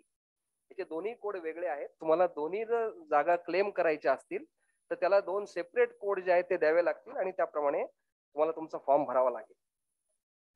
नुसतं TFWS चा कोड टाकला म्हणून तुम्ही जनरल सीट साठी कन्सिडर होत नाही. समजा एखाद्या विद्यार्थ्यांनी फक्त हे 2च चॉईस दिले तर तो जनरल कॅटेगरीला इलिजिबल नसेल, कारण हे दोनही चॉईसेस जे आहेत हे फक्त TFWS आहेत. त्याच्या व्यतिरिक्त जर त्याला जनरल सीट्स पण क्लेम करायच्या असतील त्याला हे 2 ऍडिशनल चॉईस टाकावे लागतील आणि मग त्याच्याप्रमाणे त्याला ते रँकिंग जे आहे, प्रेफरन्स जे आहे ते देऊन तो फॉर्म भरावा लागेल. पुन्हा एकदा मी म्हणतो, जसं आपल्याला आता एक साधा आपण एक एक्सरसाइज करूया. आपण एक ऑप्शन फॉर्म भरूया. समजा मला 3 ब्रँच मध्ये इंटरेस्ट आहे, कॉम्प्युटर, ENTC आणि सिव्हिल, आणि मला 3 कॉलेजेस मध्ये इंटरेस्ट आहे, COEP, VJTI आणि KK. 3 ब्रँचेस, 3 कॉलेजेस, आणि मला ऑप्शन फॉर्म भरायचा आहे. तर मी कशा पद्धतीने भरू शकतो? आणि मला समजा असं वाटलं की मला काय गव्हर्नमेंट कॉलेजचे TFWS मेरिट खूप हायर असेल, मला काही मिळणार नाही, त्यामुळे मी काय ऑप्शन वाया घालवणार नाही. KK च्या TFWS ला मात्र मी अप्लाय करू इच्छितो, तर मी TFWS चे पण KK चे जे काही सीट्स आहेत ते पण क्लेम करणार आहे असं समजूया. त्यामुळे सुरुवातीला मी ब्रँच सिलेक्ट केली कॉम्प्युटर आणि कॉलेजेस सिलेक्ट केले. 3 कॉलेजेस मला त्याच्यात घ्यायचे आहेत, COEP आणि VJTI आणि KK. त्याप्रमाणे मी COEP कॉम्प्युटर ऍड केलं, VJTI कॉम्प्युटर ऍड केलं, त्याच्या पुढे मी ब्रॅकेटमध्ये त्याचे चॉईस कोड्स पण लिहिलेले आहेत, आणि तिसरा KK कॉम्प्युटर मी ऍड केलं. याच्या व्यतिरिक्त मला माहिती की KK कॉम्प्युटरचं TFWS ला पण मला इंटरेस्ट आहे, मी तो पण ऍड केला. म्हणजे मी कॉम्प्युटर ब्रँच साठी 4 चॉईस कोड्स शॉर्टलिस्ट केले, जे नाव आता माझ्या बकेटमध्ये आहे. हे पहिल्या ब्रँच साठी मी केलं. दुसरी ब्रँच, समजा मला असं वाटलं की मी ENTC चे आता 4 जे काही कोड्स आहेत 3 कॉलेजेसचे ते शॉर्टलिस्ट करतो. त्यामुळे मग मी 3 कॉलेजेसचे जे कोड्स आहेत, COEP ENTC, VJTI ENTC आणि KK चं जनरल ENTC आणि TFWS ENTC असे 4 ऑप्शन कोड्स शॉर्टलिस्ट केले. आणि त्याचप्रमाणे सिव्हिलचे पण तसेच केले, COEP सिव्हिल, VJTI सिव्हिल आणि KK सिव्हिल, त्यामध्ये TFWS पण मी ऍड केलं. तर असे टोटल माझे 12 चॉईस कोड जे आहेत हे माझ्याकडे आले आहेत, 12 ऑप्शन्स माझ्याकडे आहेत. आता मला या 12 ऑप्शनचं रँकिंग लावायचे, ते रॅन्डम आहेत. मी जसे सिलेक्ट केले तसे ते त्या बकेटमध्ये गेलेले आहेत. आता मला ते सिक्वेन्स मध्ये लावायचे, मला प्रेफरन्सेस द्यायचे आहेत. माझ्या प्रायोरिटीज काय ते मला माहिती आहे, आणि मी आधी जसं म्हणालो की मी जर आधी कागद आणि पेन घेऊन बसलो असेल तर मी ते लिहिलेलं पण आहे, माझ्याकडे ते रँकिंग जे आहे ते आहेत. तर हे रँकिंग ठरवताना तुम्हाला 2 पद्धतीने देता येईल. एक तर तुम्ही इन्स्टिट्यूटला प्रेफरन्स द्या किंवा तुम्ही ब्रँचला प्रेफरन्स द्या. इन्स्टिट्यूटला जर तुम्हाला प्रेफरन्स द्यायचा असेल, तुम्हाला इन्स्टिट्यूट वाईज, म्हणजे COEP ला समजा तुम्ही प्रिफर केलं तर सगळ्या COEP च्या जेवढ्या ब्रँचेस आहेत त्या तुम्ही सुरुवातीला टाकू शकता. जसं मी म्हणालो की प्रेफरन्सेस हे डिक्रीजिंग ऑर्डर मध्ये द्यायचे आहेत, तर सुरुवातीला तुम्ही COEP चे प्रेफरन्सेस देऊ शकता. एक एक्झाम्पल दिलंय, हे साधारण मी ह्या 12 चॉईस कोड्सचा हा ऑप्शन फॉर्म भरलाय आणि त्याप्रमाणे असं रँकिंग केलंय. यामध्ये मी इन्स्टिट्यूटला प्रेफरन्स दिलाय, पहिला प्रेफरन्स COEP ला दिलाय, आणि COEP च्या 3 ब्रँचेस सुरुवातीला लिहिल्या आहेत, पहिली कॉम्प्युटर, दुसरी ENTC, तिसरी सिव्हिल. हे रँकिंग इथे दिसतंय की 1, 2 आणि 3 हे COEP च्या 3, 6006, 6006 हा COEP चा कोड आहे. पहिल्या 3 चॉईस कोड COEP चे. पुढचे 3 जे आहेत ते मी VJTI चे दिले. 3012 हा VJTI चा कोड आहे. VJTI कॉम्प्युटर, ENTC आणि सिव्हिल असे 3 चॉईसेस दिले. आणि त्यानंतर मला वाटलं की मी आता KK च्या TFWS च्या 3ही कोड्सचं नाव लिहावं इथे. त्याप्रमाणे मी ते 3ही TFWS चे लिहिले, आणि त्याच्यानंतर जनरल कॅटेगरीचे जे काही चॉईस कोड्स होते ते रँक केले. असे 1 ते 12 रँकिंग मी केले. म्हणजे मी माझा फॉर्म तयार केला, रँकिंग दिले, प्रेफरन्सेस दिले, त्याच्याप्रमाणे तो फॉर्म रेडी झाला. याच्यापेक्षा वेगळा काही अप्रोच असू शकतो का? असू शकतो. मी इन्स्टिट्यूटला प्रेफरन्स देतो आहे, मी COEP चे पहिल्यांदा 3 कोड लिहिले, नंतर VJTI चे लिहिले, पण मी इथे काय केलंय, KK चे जे काही कोड होते ते मी शफल केलेत. TFWS चे एका खाली एक न लिहिता मी TFWS कॉम्प्युटरच्या खाली कॉम्प्युटरचा जनरलचा कोड लिहिला, कारण मी मे बी कॉम्प्युटर ब्रँचला थोडं जास्त प्रिफर करतोय. TFWS नाही मिळालं तर मग जनरल कॉम्प्युटर मिळालं तरी मला चालेल, तेवढी फी भरण्याची माझी तयारी आहे. तर असं तुम्ही मिक्सिंग पण करू शकता. TFWS च्या एका खाली एकच लिहायला पाहिजे अशातलाही काही भाग नाही. दुसरा ऑप्शन जो आहे, मी आता सुरुवातीला इन्स्टिट्यूटला प्रिफर केलं, आता मी ब्रँचला प्रिफर करतोय. जर मला ब्रँच हाच प्रेफरन्स असेल तर मी अशा पद्धतीने ऑप्शन भरू शकतो. पहिले 4 जे आहेत ते मी कॉम्प्युटरचे लिहिले, त्यामध्ये COEP, VJTI आणि नंतर KK वागचे 2, त्यानंतर मी ENTC चे 4 दिले आणि त्याच्यानंतरचे जे आहेत ते सिव्हिलचे दिले. अशा पद्धतीने आपण ऑप्शन फॉर्म भरू शकतो. तुम्ही कुठल्याही पद्धतीचं त्याच्यात मिक्सिंग करू शकतात, कुठलाही ऑप्शन कुठेही टाकू शकतात. व्हॅलिड ऑप्शन असेल तर तुम्ही त्याला प्रिफरन्स कशाही पद्धतीने देऊ शकता, पण ते देताना काहीतरी लॉजिक वापरा. ज्या ब्रँचच्या, ज्या कॉलेजच्या, ज्या ब्रँचेसला हायर मेरिट असेल तर त्याला शेवटी टाकण्यात काहीच अर्थ नाही. समजा मी एक लो मेरिटचा जर चॉईस कोड आधी टाकला तर तो मला आधी मिळून जाईल आणि मग मला जे काही मिळण्यासारखे होते ते मिळणार नाही. त्याचं पण आपण बघूया अलॉटमेंट कसं होतं ते पण मी तुम्हाला सांगतो. हे मी प्रेफरन्सेस दिले. हे प्रेफरन्सेस दिल्यानंतर मग मी सांगितलं, ही पुन्हा मी रिपीट केलं इथे. एकदा तुम्ही चॉईसेस तुमचे फायनल केले, प्रेफरन्सेस दिले, तुम्हाला तुमचा ऑप्शन फॉर्म कन्फर्म करावा लागेल. तुम्ही नुसते प्रेफरन्सेस दिले आणि थांबलात, उपयोग नाही. तुमची लिस्ट तयार आहे, बकेटमध्ये आहे, पण ती कन्फर्म झालेली नाही.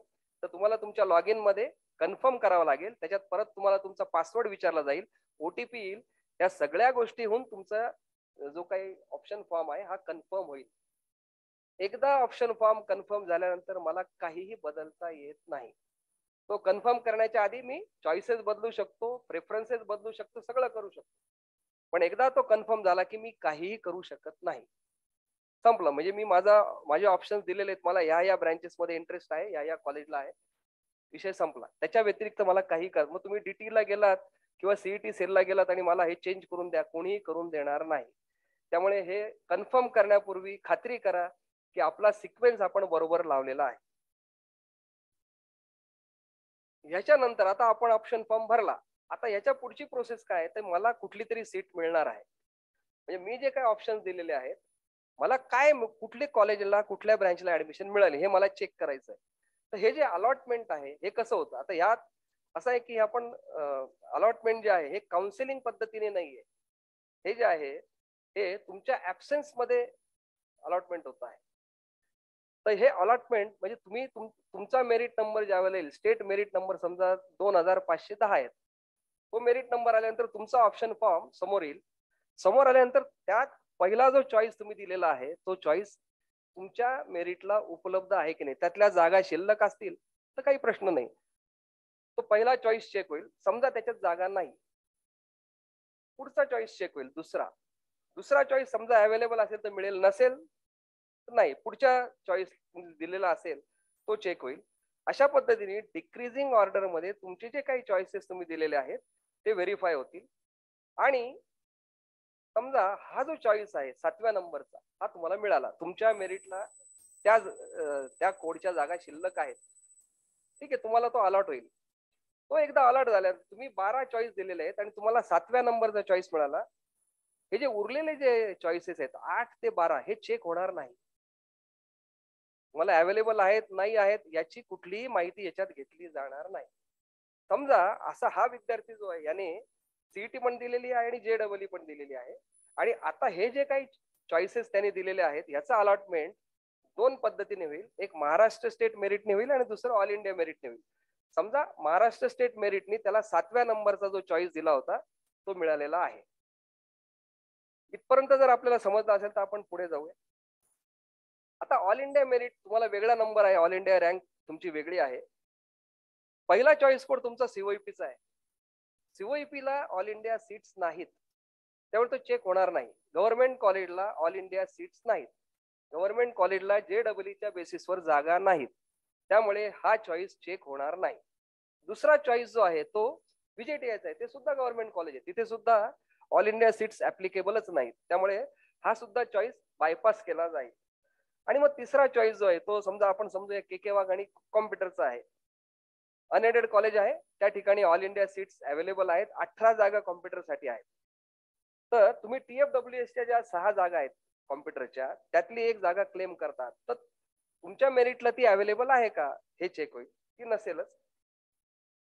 पुढची जागा जी आहे ती 5121-25410 हा समजा चॉईस कोड तुमचा आहे आणि त्या ऑल इंडिया मेरिटला तुमच्यासाठी ही जागा उपलब्ध आहे, अलॉट झाली. म्हणजे आता काय झालंय की एक सॉफ्टवेअर आहे ज्यामध्ये 2 मेरिट लिस्ट आहेत, एक महाराष्ट्र स्टेटची आहे, एक ऑल इंडियाची आहे. महाराष्ट्र स्टेट प्रमाणे तुम्हाला 7व्या नंबरला जी काही जागा होती ती मिळालेली आहे आणि ऑल इंडियाची जी आहे ती तुमची 4थ्या नंबरची जागा मिळालेली आहे. एकदा तुम्हाला ही 4थ्या नंबरचा चॉईस मिळाला की उरलेले जे आहेत हे चेक होणारच नाही आणि फायनल अलॉटमेंट जे आहे, एक तर तुमचं पहिल्यांदा जे आहे ते 7व्या नंबरचं होतं, दुसऱ्यांदा जे आहे हे 7व्या नंबरचं जे होतं ऍज पर MS मेरिट होतं आणि जे 4 नंबरची रँक मला मिळाली ती ऑल इंडियाच्या प्रमाणे मिळाली. फायनल अलॉटमेंट जे आहे हे तुम्हाला जे बेटर असेल, या 2 मधलं जे बेटर आहे हे तुम्हाला 7 आणि 4 मधलं बेटर 4th आहे, हा जो चॉईस आहे हा तुम्हाला मिळेल. तुम्हाला असं कधीही समजणार नाही की मला 7व्या नंबरचा चॉईस पण मिळाला होता, कारण ही हिडन प्रोसेस आहे.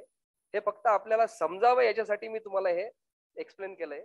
तुम्हाला ज्या वेळेला अलॉटमेंट तुमचं होईल त्यात फक्त एकच ब्रँच आणि एकच कॉलेज असेल की तुम्हाला KK वाघला कॉम्प्युटरला ऍडमिशन मिळालेली आहे किंवा अलॉटमेंट झालेली आहे. पुढची प्रोसेस तुम्ही करायची. साधारण अलॉटमेंट हे अशा पद्धतीने होतं. त्यामुळे पहिला चॉईस, दुसरा चॉईस, तिसरा चॉईस हे देणं खूप खूप महत्वाचं आहे. हे दोनही हे जे आहेत हे चॉईसेस जे आहेत हे महाराष्ट्र स्टेट ऍज वेल एज ऑल इंडिया सीट साठी सेम चॉईसेस ऍप्लिकेबल आहेत, वेगळा फॉर्म नाही. त्यामुळे चॉईस देताना आणि प्रेफरन्सेस लावताना खूप काळजी घेणं गरजेचं आहे.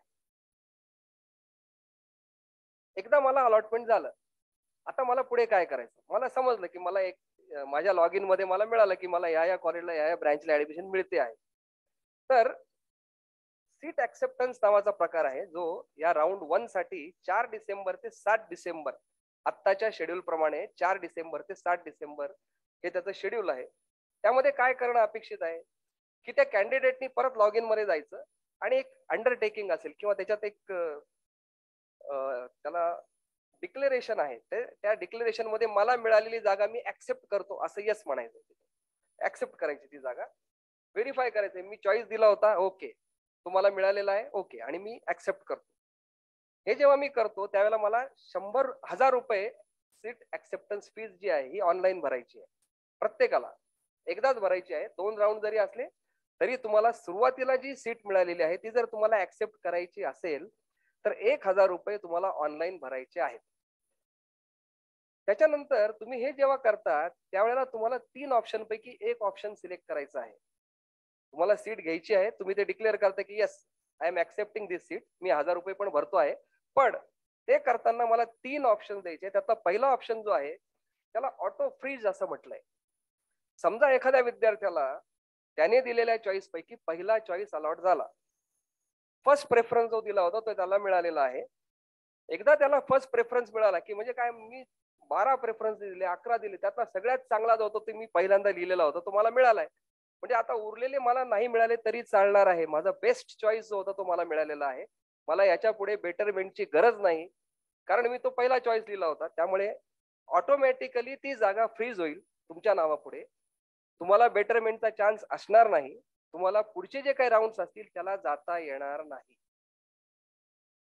पहिला चॉईस एकदा मिळाला, संपलं, तुमचं कॅप मधला तिथला प्रवास संपला. समजा याच्या व्यतिरिक्त तुम्हाला 6 नंबरचा चॉईस अलॉट झाला, allotted other than first preference, तर याच्यामध्ये 2 पॉसिबिलिटीज आहेत. याला सेल्फ फ्रीज असं म्हणतात. समजा मला असं वाटलं बघ की कॅन्डिडेटला असं वाटतंय की I am satisfied with 6 choice, मला आता काही पुढे जे काही पुढचे राऊंड वगैरे जे आहे त्याची काही गरज नाहीये, हा चॉईस माझ्यासाठी चांगला आहे, ही ब्रँच हे कॉलेज ओके आहे. तर तुम्हाला बेटरमेंटला जर जायचं नसेल तर तुम्ही स्वतः ही जागा फ्रीज करू शकता. मला नकोय पुढच्या जागा, ही जागा मला ओके आहे, मी घेऊन टाकतो.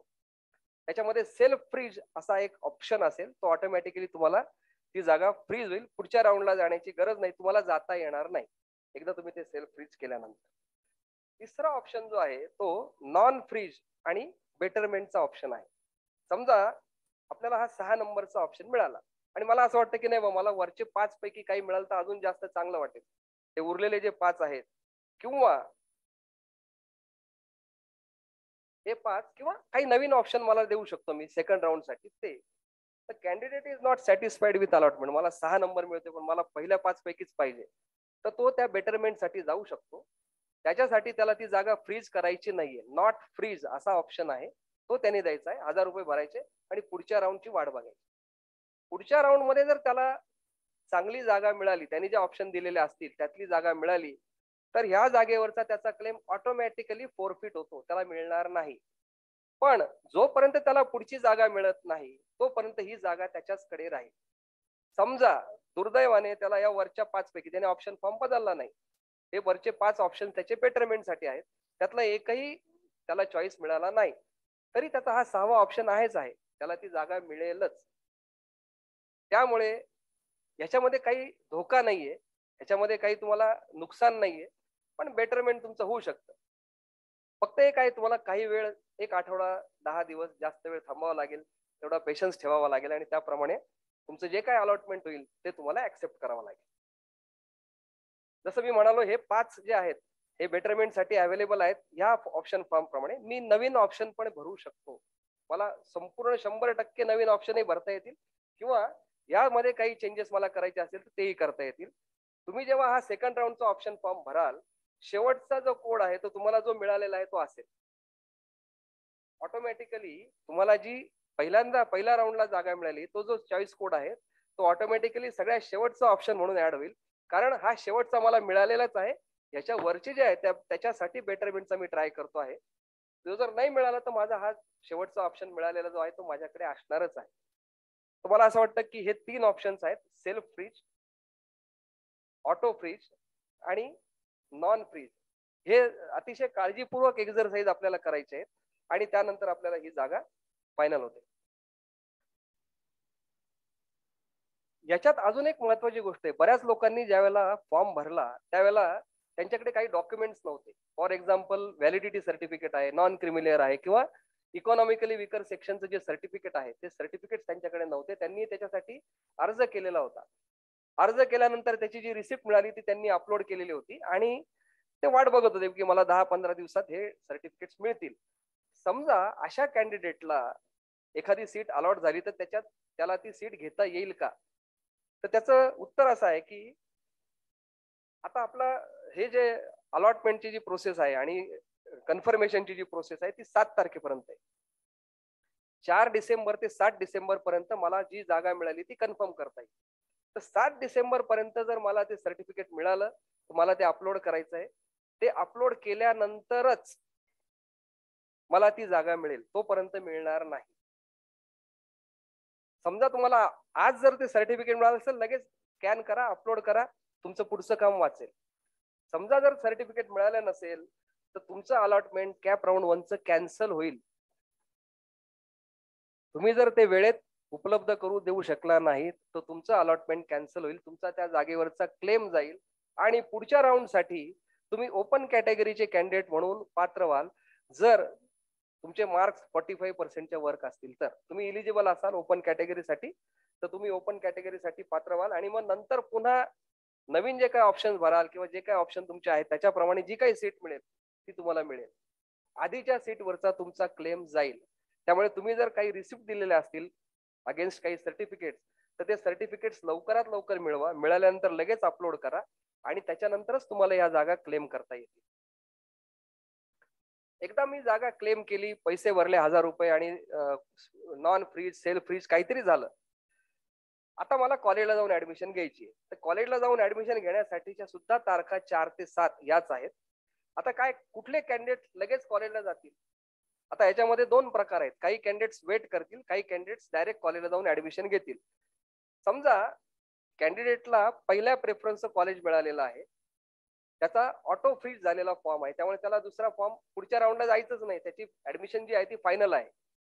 किंवा एखाद्या विद्यार्थ्यांनी त्याला सेकंड, थर्ड, फोर्थ प्रेफरन्स मिळाला आणि सेल्फ फ्रीज केले, मला पुढच्या राऊंडला जायचं नाही, मला ही जागा घ्यायची आहे. अशा विद्यार्थ्यांनी जे काही कॉलेज अलॉट झालेलं आहे त्या कॉलेजला जाऊन व्हिजिट करायची आहे, तिथली प्रोसेस पूर्ण करायची आहे सगळे ओरिजिनल डॉक्युमेंट जमा करायचे, त्या कॉलेजची जी काही फी असेल ती फी भरायची आहे आणि या 4 ते 7च्या कालावधीमध्ये त्या कॉलेजला रिपोर्ट करून ऍडमिशन कन्फर्म करायची आहे. समजा आपण गेला नाही, आपल्या त्या जागेवरचा क्लेम जाईल. म्हणजे या 2 गोष्टी आहेत, ऍक्सेप्टन्स ऑफ सीट आणि रिपोर्टिंग टू कॉलेज. या दोन्ही गोष्टी या दिवसात करणं गरजेचं आहे. आता मी म्हणालो पूर्वी 4 राऊंड व्हायचे, आता 2च राऊंड आहेत. तर पुढच्या राऊंड साठी सुद्धा सेम प्रोसेस आहे, याच्यात काहीही बदल होणार नाही. फक्त त्याच्यामध्ये असं आहे की तुम्हाला जर वाटलं ऑप्शन बदलायचे तर बदलू शकता, अदरवाईज तुमचा ऑप्शन फॉर्म तुम्ही सेम ठेवू शकता. तर या सेकंड राऊंडचं जे शेड्यूल आहे ते असं आहे की ज्या सेकंड राऊंडला जागा उपलब्ध असतील, ज्या जागा भरल्या नाही, काही लोकांनी क्लेम केल्या पण त्यांनी तिथे ऍक्सेप्ट केल्या नाही, तर त्याची वेकन्सी जी आहे ती 8 तारखेला डिस्प्ले होईल. त्यानंतर तुम्हाला सेकंड राऊंडचा ऑप्शन फॉर्म भरण्यासाठी 9 ते 11 ह्या डेट्स दिलेल्या आहेत. तुम्हाला वाटलं तर तुम्ही तो भरू शकता, अदरवाईज तुमचा पहिला ऑप्शन फॉर्म जो आहे तो ऍप्लिकेबल असेल.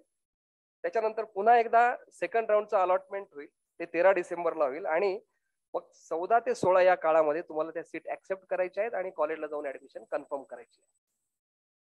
तर ह्या अशा प्रकारचे हे आहेत. बऱ्याचदा असं होतं की आता ज्या वेळेला ही वेकन्सी डिक्लेअर होईल राऊंड 2 ची, त्यामध्ये बऱ्याच ब्रँच साठी, बऱ्याच कॅटेगरीसाठी 000 वेकन्सी दिसते. समजा के वागच्या कॉम्प्युटरला असं दिसतंय की जनरल कॅटेगरीची 0 जागा शिल्लक आहे. मग मी तो चॉईस द्यायचा की नाही, किंवा तो मला मिळू शकेल की नाही. बरेच लोक बघतात की 0 वेकन्सी जाऊ द्या, मग आपण तो ऑप्शन द्यायलाच नको, कशाला वाया घालवायचा ऑप्शन. तर ही जी प्रोसेस आहे ही अशी आहे की मी असं म्हणालो की काही लोकांनी ऑलरेडी त्या जागा ऍक्सेप्ट केलेल्या आहेत, पण त्यांनी ती जागा फ्रीज केलेली नाही.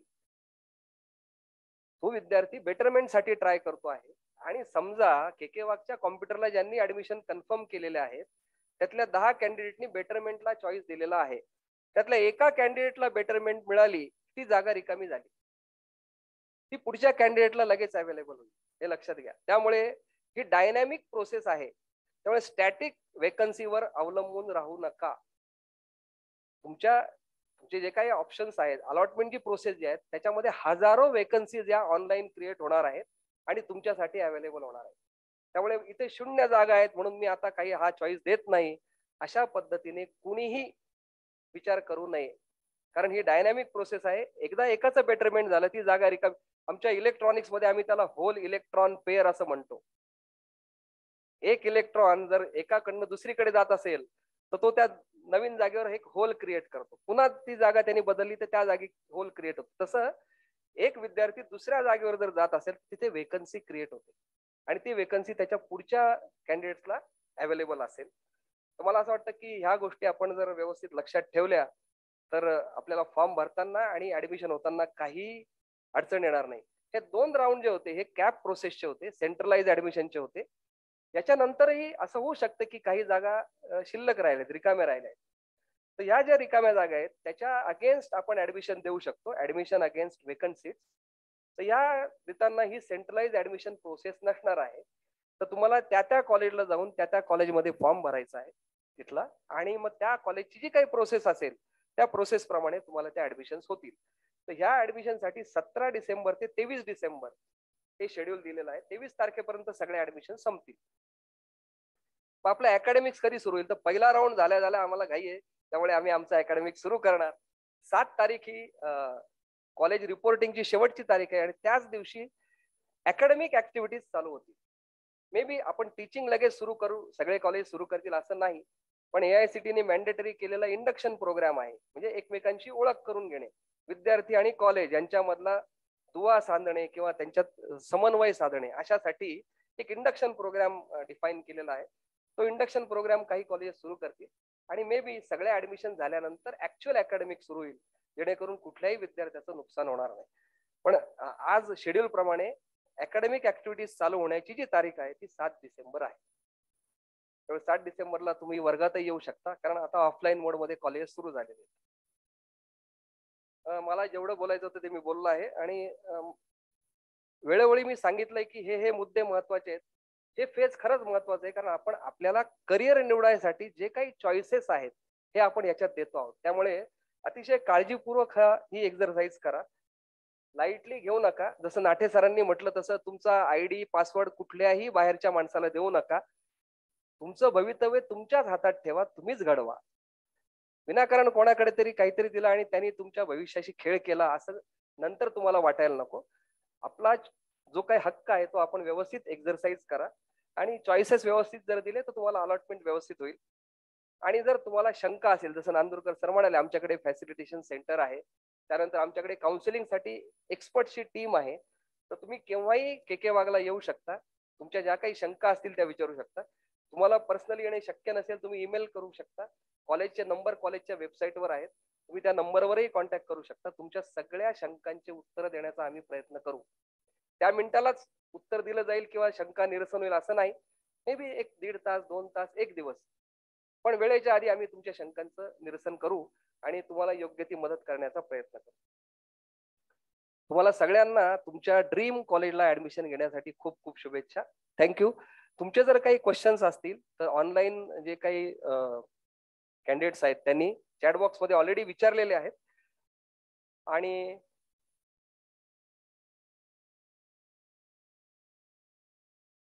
ओके, काही क्वेश्चन्स जे आहेत ऑनलाईन आलेले ते समराईज केलेले आहेत. येस.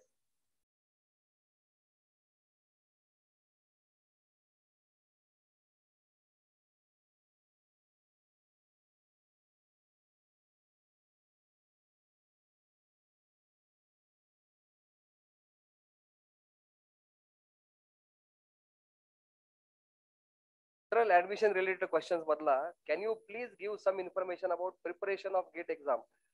नॉर्मली गेट एक्झाम जी आहे ही 4 वर्षाचा जो सिलेबस आपल्याला असतो, आपण 4 वर्षात ग्रॅज्युएशन करताना जो शिकतो त्याच्या बेसिसवर असतो. आपण सध्या युजीच्या ऍडमिशन बद्दल बोलतो आहोत. गेट एक्झाम ही पीजी ऍडमिशन साठी असते, पण हायर एज्युकेशनला जर जायचं असेल आणि तुम्हाला एमई किंवा एमटेक करायचं असेल तर आपल्याला ही एक्झाम द्यायची आहे. तर ही प्रिपरेशन करताना वेगवेगळ्या प्रकारचे सॉफ्टवेअर पण अवेलेबल आहेत. जशा आपण टेस्ट सिरीज ज्याला म्हणतो, अशा टेस्ट सिरीज पण अवेलेबल आहेत वेगवेगळ्या विषयांसाठी. त्या आपण देऊ शकतो आणि तशी प्रिपरेशन करू शकतो. आणि आपण जे 4 वर्षात शिकतो तेच आपल्याला या गेटच्या साठी सिलेबस असतो. Which engineering has most scope, IT और कॉम्प्युटर. मला असं वाटतं की केकेवाग कॉलेजनी, मला वाटतं पूर्ण महाराष्ट्रामधलं असं एकमेव कॉलेज असेल की सगळ्या ब्रँचेसचा स्कोप काय आहे आणि करिअर ऑपॉर्च्युनिटीज काय प्रत्येक ब्रँच मधल्या, याच्यासाठी इंडस्ट्री मधल्या आणि अकॅडमिक्स मधल्या अतिशय धुरीण लोकांचं पॅनल डिस्कशन प्रत्येक ब्रँच साठी केलं होतं. 15 ते 20 अशा तारखांच्या दरम्यान, जेणेकरून आपण जेव्हा फॉर्म भरला आणि ही मेरिट लिस्ट जेव्हा डिस्प्ले व्हायची होती त्याच्या जस्ट आधी आम्ही हे सगळे पॅनल डिस्कशन्स केले होते. हे पॅनल डिस्कशन्सचे जे काही रेकॉर्डिंग आहे त्या आमच्या वेबसाईटवर त्याच्या लिंक्स अवेलेबल आहेत.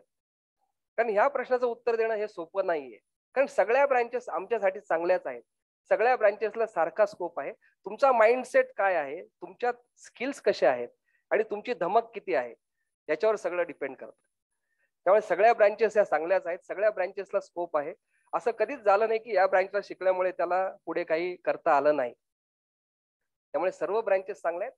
चॉईस हा आपला आपला आहे. मी जसं म्हणालो, आपण सिलेक्ट करताना ब्रँच कदाचित त्या ब्रँचला शिकणाऱ्या विद्यार्थ्यांशी बोला, त्या ब्रँचच्या रिलेटेड प्लेसमेंटच्या स्टॅटिस्टिक्सचा अभ्यास करा आणि त्याप्रमाणे तुम्ही ठरवा त्याला पॅकेजेस किती मिळतात, पॅकेजेस आणि त्याच्यानंतर बाकी फ्युचर स्कोप किती आहे, या सगळ्या गोष्टीचा विचार करा. आणि साने सर इथे आहेत, HOD कॉम्प्युटर आहेत, ते असं म्हणाले की या दोनही ब्रँचला सारखा स्कोप आहे. कारण जेव्हा एखादी कंपनी जाहिरात देते त्यावेळेला त्यांना जर काही इंजिनियर्स हवे असतील सॉफ्टवेअरसाठी तर ते लिहितात की bachelors candidates having degree in computer engineering, IT, ENTC वगैरे वगैरे अशा ब्रँचेसच्या विद्यार्थ्यांनी अप्लाय करू शकतात. त्यामुळे अर्ज करताना सगळेच लोक एलिजिबल आहेत. तुम्हाला त्या कंपनीच्या रिक्वायरमेंट प्रमाणे तुम्ही सुटेबल आहात की नाही त्याप्रमाणे तुम्हाला तो जॉब मिळेल. How the marks in JEE main consider in admission. मी आपल्याला म्हणालो की JEE बेसिसवर ऑल इंडिया कोटा आहे, तो फक्त अनएडेड कॉलेजेसमध्ये आहे, गव्हर्नमेंट कॉलेजेसमध्ये नाही. त्या जागा JEE बेसिसवर दिल्या जातात. My all India rank is 3341,471. So can I get direct admission to KKWagh. तुम्ही ऑप्शन भरू शकता, आपल्याला डायरेक्ट ऍडमिशन मिळत नाही. ऑप्शन द्या, मेरिट प्रमाणे जर अवेलेबल असेल तर तुम्हाला ती जागा मिळेल. तुम्हाला डायरेक्ट ऍडमिशन जर घ्यायचे असेल तर जसं मी म्हणालो, शेवटचा जो राऊंड आहे 17 ते 23 मधला, त्या जर काही वेकंट जागा राहिल्या असतील कॉलेजमध्ये तर तुम्ही कॉलेजमध्ये या, तिथे चौकशी करा. वेकंट जागा असतील तर आपल्याला त्या जागा मिळू शकतील. How many seats are increased in engineering this year throughout Maharashtra? आता हे उद्या आपल्याला डिक्लेअर होईल, कारण सीट मॅट्रिक्स किंवा प्रत्येक इन्स्टिट्यूटला किती सीट्स आहेत याची माहिती, अपडेटेड माहिती जी आहे ती उद्या मिळेल. तर त्यामुळे किती जागा वाढल्या याचं आज आपल्याकडे स्टॅटिस्टिक्स नाहीये, पण साधारण मागच्या वर्षीच्या ज्या होत्या 1,30,000 सीट्स महाराष्ट्रामध्ये आहेत. 1,07,000 विद्यार्थ्यांची मेरिट लिस्ट आहे. आणि काही जागा, काही ब्रँचेसच्या जागा कमी केलेल्या आहेत लोकांनी, काही ब्रँचेसच्या जागा वाढवल्या आहेत. Up to how much rank it is mandatory to take admissions. पहिला चॉईस जो आहे तो मॅन्डेटरी आहे, फक्त पहिला चॉईस. बाकीचे तुम्ही डिनाय करू शकता. समजा सेकंड चॉईस मिळाला तुम्हाला वाटलं तर तुम्ही ऍडमिशन घ्या. अदरवाईज तुम्ही समजा सीट ऍक्सेप्ट नाही केली तर तुम्हाला त्याचं काही बर्डन नसेल, तुम्हाला सेकंड चॉईस सेकंड राऊंडला जाता येईल. फक्त पहिला जो चॉईस आहे तो मॅन्डेटरी आहे. तो जर तुम्ही एक्झरसाइज नाही केला तर तुम्ही पुढच्या राऊंडला जाऊ शकत नाही. अदरवाईज तुम्ही समजा ती सीट ऍक्सेप्ट नाही केली अदर दॅन फर्स्ट प्रेफरन्स तर तुम्ही पुढच्या राऊंडला जाऊ शकता. If we have taken the admission through management, do we have to complete the admission process? आता सध्याच्या नियमाप्रमाणे ऍडमिशन प्रोसेस याचा अर्थ तुम्हाला फॉर्म जो आहे तो भरणं गरजेचं आहे, कन्फर्म करणं गरजेचं आहे आणि तुम्हाला मेरिट नंबर मिळणं गरजेचं आहे. तर हे सगळं आपल्याला मॅनेजमेंटच्या सीट्ससाठी सुद्धा करणं गरजेचंच आहे. काही प्रश्न कॉम्प्युटर आणि AI च्या रिलेटेड आहेत. मला असं वाटतं की साने सरांनी जर त्याचे उत्तर दिले तर जास्त संयुक्तिक होईल. थँक्यू.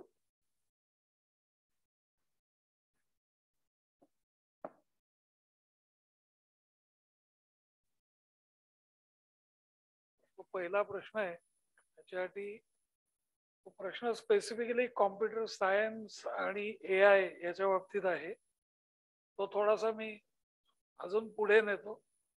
आणि what is the difference between computer science, artificial intelligence and data science, information technology and computer science and design. These are the 4 courses available currently. So a very simple answer to this, even though the titles of each of these courses are different, they are basically the courses related to computing. त्यामुळे इंजिनिअरिंगला प्रत्येक इयरला 10 subject असतात.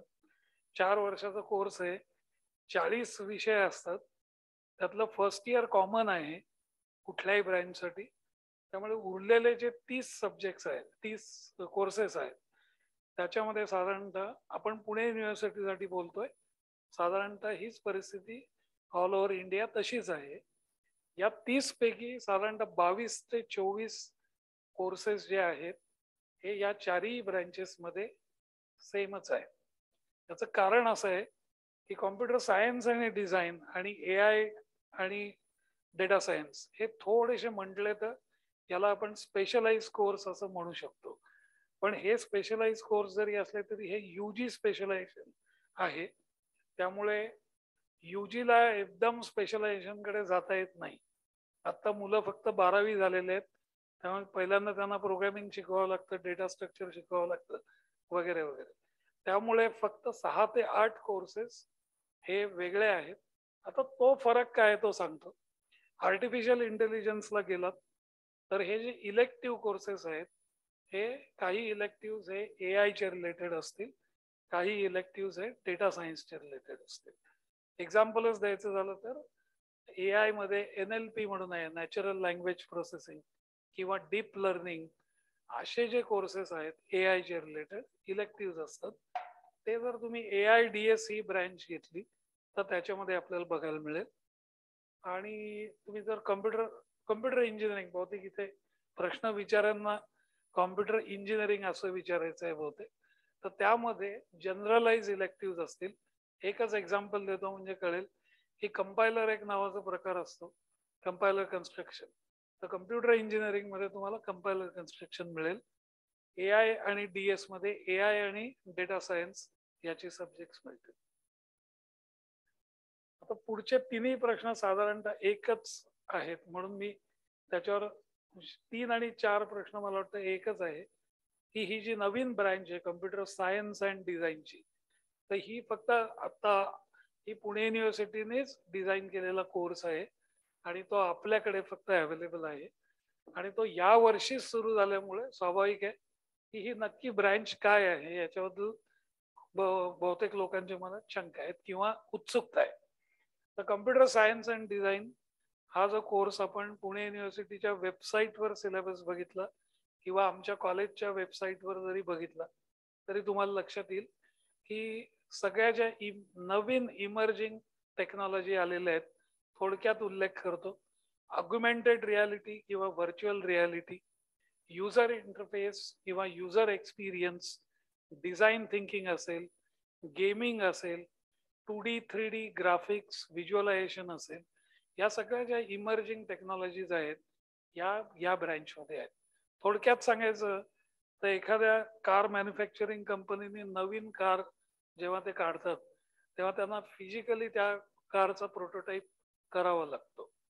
हे कारचं उदाहरण दिलं. कुठल्याही product कंपनीला त्याचा प्रॉडक्ट फिजिकल प्रोटोटाईप तयार करावा लागतो.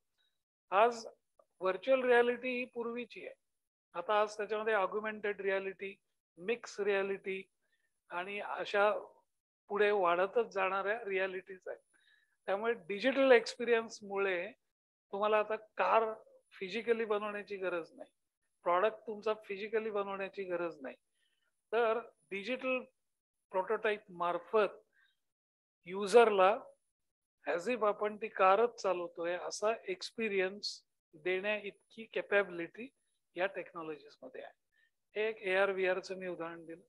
वरती जो एक प्रश्न आहे आर्टिफिशियल इंटेलिजन्सचा, एक सिंपल उदाहरण देईन ज्याच्यात सगळ्यांना कळेल की एक 5 वर्षापूर्वी आपण गुगल सर्च वापरत होतो आणि आज आपण गुगल सर्च वापरतोय.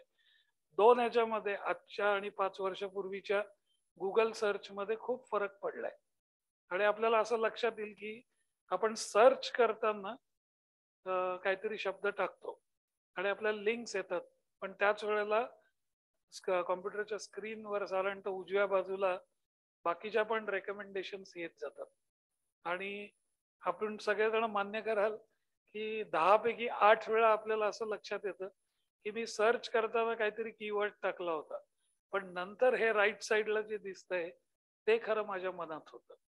तर ही जी टेक्नॉलॉजी आहे ती AI ची टेक्नॉलॉजी आहे. AI मुळे झालेलं आहे आणि डेटा सायन्स मुळे झालेलं आहे. आज आपण सगळे इथे परशुराम सायकडकर हॉलमध्ये आहोत हे गुगलला माहिती आहे, कारण आपली सिक्युरिटी, आपली प्रायव्हसी आपण ऑलरेडी गुगलला देऊन टाकलेली आहे. त्यामुळे प्रत्येकाला स्वतःपेक्षा म्हणजे मला काय आवडतं हे माझ्यापेक्षा गुगलला जास्त चांगलं माहिती आहे. माझी पसंती काय आहे, माझी नापसंती काय आहे. तर ह्या ज्या टेक्नॉलॉजीज आहेत AI आणि डेटा सायन्स, यामुळे नवीन नवीन ऍप्लिकेशन्स तयार होत आहेत. आणि प्रोग्रामिंगचं बरेच विद्यार्थी विचारतात की कम्प्युटिंग मध्ये आता खरं काही करायचंय असं काही शिल्लक नाहीये, तुम्हाला जे पाहिजे ते सगळं अवेलेबल आहे. मग हे कॉम्प्युटर इंजिनियर किंवा या चारही ब्रँचची इंजिनियर्स नक्की काय करणार आहेत, तर करायचं काय आहे ते अवेलेबल आहे, पण जे अवेलेबल आहे त्याला स्मार्ट करायचं आहे. त्यामुळे आजच्याही मितीला लाखो ऍप्लिकेशन म्हणजे लाखो कम्प्युटर प्रोग्राम, सॉफ्टवेअर म्हणा, काही म्हणा, हे उपलब्ध आहे. याच्यामध्ये आज जगभर हे प्रोग्राम अजून इंटेलिजंट, अजून स्मार्ट हे करण्याचं काम चालू आहे. आणि म्हणून ऑल ऑफ अ सडन तुम्हाला या 2-4 वर्षामध्ये जो कम्प्युटर ब्रँचला जो एकदम तुम्हाला सगळीकडे मागणी जी दिसते ती ह्या कारणामुळे आहे. आणि त्यामुळे मी थोडक्यात एवढंच सांगेन की AI is all about writing programs, but writing those programs which will learn on their own. So they will learn on your own and they will guide you. आणि डेटा सायन्स बाबत एक लास्ट टिप आपल्याला देईन की आपण आतापर्यंत सुद्धा 80% आपण पुल टेक्नॉलॉजी वापरतोय. म्हणजे काहीही लागलं मला माहिती की मी कॉम्प्युटरचं बटन दाबतोय, माऊसचं बटन दाबतोय आणि मग मला जी माहिती लागतीये ती मला मिळते.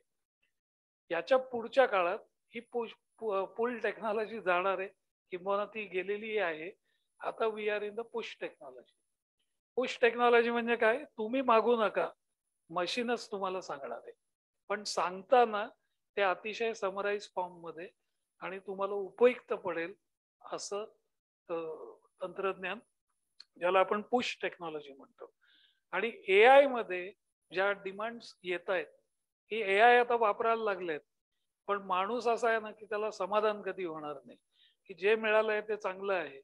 पण आता पुढची रिक्वायरमेंट अशी झालेली आहे की एआय वापरून, डेटा सायन्स वापरून, AR VR ज्या काही मी टेक्नॉलॉजीज आता घेतल्या, तर हे सगळं ठीक आहे. पण लोक आता असं विचारायला लागले की तुम्ही कम्प्युटरने जे उत्तर दिलंय ते मला कम्प्युटर सांगू शकेल का की हे उत्तर मी का दिलंय असं. याला म्हणतात रिझनिंग.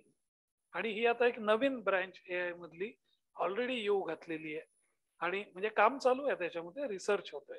याच्या व्यतिरिक्त आता यापुरती, या वर्षापुरती एवढ्याच ब्रँचेस आहेत, पण दरवर्षी आपल्याला स्पेशलायझेशन घेणार आहे.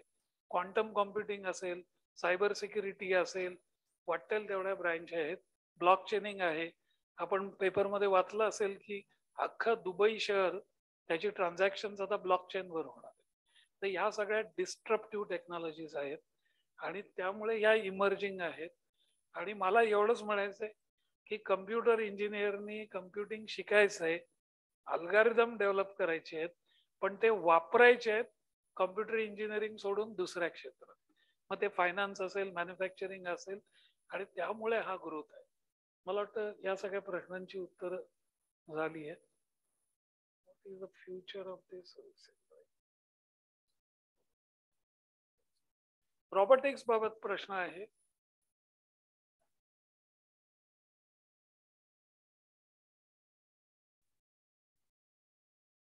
रोबोटिक्स बाबत प्रश्न आला ही एक चांगली गोष्ट आहे. रोबोटिक्स हा आता खूप महत्वाचा विषय होत चाललेला आहे इंजिनिअरिंग मध्ये, आणि बरेच दिवस हा स्पेशलायझेशनचा विषय होता. तो आता आपण विशेषतः पुणे विद्यापीठामध्ये पहिल्यांदा आणण्याचा मान के वाघला मिळाला आहे. आणि प्रोडक्शन बोर्डाचा बोर्ड ऑफ स्टडीज चेअरमन म्हणून मी या सिलेबस तयार करण्याच्या प्रक्रियेमध्ये बऱ्यापैकी इन्व्हॉल्व्ह होतो. तर मला मुद्दाम विद्यार्थी आणि पालकांना हे सांगायचंय की हा सिलेबस करताना आपण खूप काळजी घेतलेली आहे की अनेक चांगल्या इन्स्टिट्यूटचा रोबोटिक्सचा अभ्यासक्रम बघून आपण याच्यामध्ये एक विषय ठेवलेले आहेत. आणि अपॉर्च्युनिटी याच्यामध्ये खूप राहणार आहेत, कारण येणाऱ्या काळामध्ये बहुतेक सगळे उद्योग जे आहेत ते ऑटोमेशन कडे जात आहेत. आणि म्हणून हा विषय जो आहे तो रोबोटिक्स आणि ऑटोमेशन असा केलेला आहे. आणि ऑटोमेशन हे प्रत्येक क्षेत्रामध्ये येणार आहे, मॅन्युफॅक्चरिंग मध्ये आहे, सर्व्हिस मध्ये आहे. ज्या ज्या गोष्टी रिपीटेड होतात त्या रिपीटेड गोष्टी या ऑटोमेट करण्याकडे यापुढे कल राहणार आहे. आणि त्या ऑटोमेट करत असताना रोबोटिक्सचा खूप मोठा वापर होणार आहे. आणि त्याच्यासाठी लागणारे जे इंजिनियर्स आहेत ते तयार करण्याचं काम आपण या कोर्समध्ये करतो आहोत. आणि आता एक मी खूप मोठी लिस्ट याची पाहिलेली आहे की कोणत्या कोणत्या प्रकारच्या अपॉर्च्युनिटीज, हा जो प्रश्न त्याच्यामध्ये आहे. तर या सिलेबस मध्ये आपण रोबोट डिझाईन करतोय, आपण रोबोट प्रोग्रामिंग करतोय, रोबोट ऑपरेशन करतोय, रोबोट मेंटेनन्स करतोय. या सगळ्या गोष्टी आपण या सिलेबस मध्ये शिकवलेल्या असल्यामुळे ह्याच्या ज्या ज्या काही रिक्वायरमेंट्स किंवा ज्या ज्या अपॉर्च्युनिटीज आहेत त्याच्यामध्ये हे रोबोटिक इंजिनियर कामी येणार आहेत. मग त्याला त्या कुठे जिथे रोबोट इन्स्टॉल केलेला असेल त्याचं मेंटेनन्स करता येईल, त्याचं ऑपरेशन करता येईल, त्याच्यातले फॉल्ट काढता येतील. आणि नवीन जर काही ऑपरेशन करायचं असेल, कोणाला नवीन प्रोसेस करायची ती ऑटोमेट करायची, तर त्याला नवीन रोबोट डिझाईन करावा लागतो.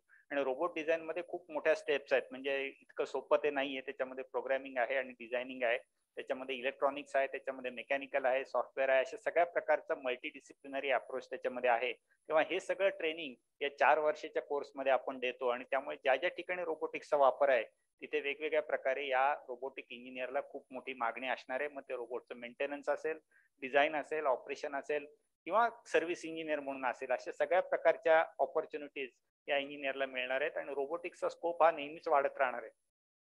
किती प्रकारच्या इंडस्ट्रीज बदलल्या तरी तिथे आता सगळ्या ज्या ज्या गोष्टी ऑटोमेट होणार आहेत तिथे रोबोटचा वापर होणार आहे. रोबोट याचा अर्थ हा फक्त पिक अँड प्लेस वाला रोबोट आता याच्या पुढे राहणार नाहीये. त्याच्यात सगळ्या प्रकारचे रोबोट्स येतील, म्हणजे अगदी आपल्या घरगुती सेवा देणाऱ्या रोबोट पासून माणसाशी संवाद करणारे रोबोट इथपर्यंतचे येणार आहेत. मेडिकल डिव्हायसेस मध्ये रोबोटचे आतापर्यंत ऑपरेशन आपण पाहिलेले आहेत. आता इन्स्पेक्शन साठी सुद्धा लोक रोबोटिक वापरायला लागले. म्हणजे ज्या ज्या गोष्टी रिपीट होतात त्या रिपीट करण्याच्या ऐवजी रोबोट कडनं करून घ्यायच्या, अशा पद्धतीचा आता हा उपक्रम यापुढे होणार आहे.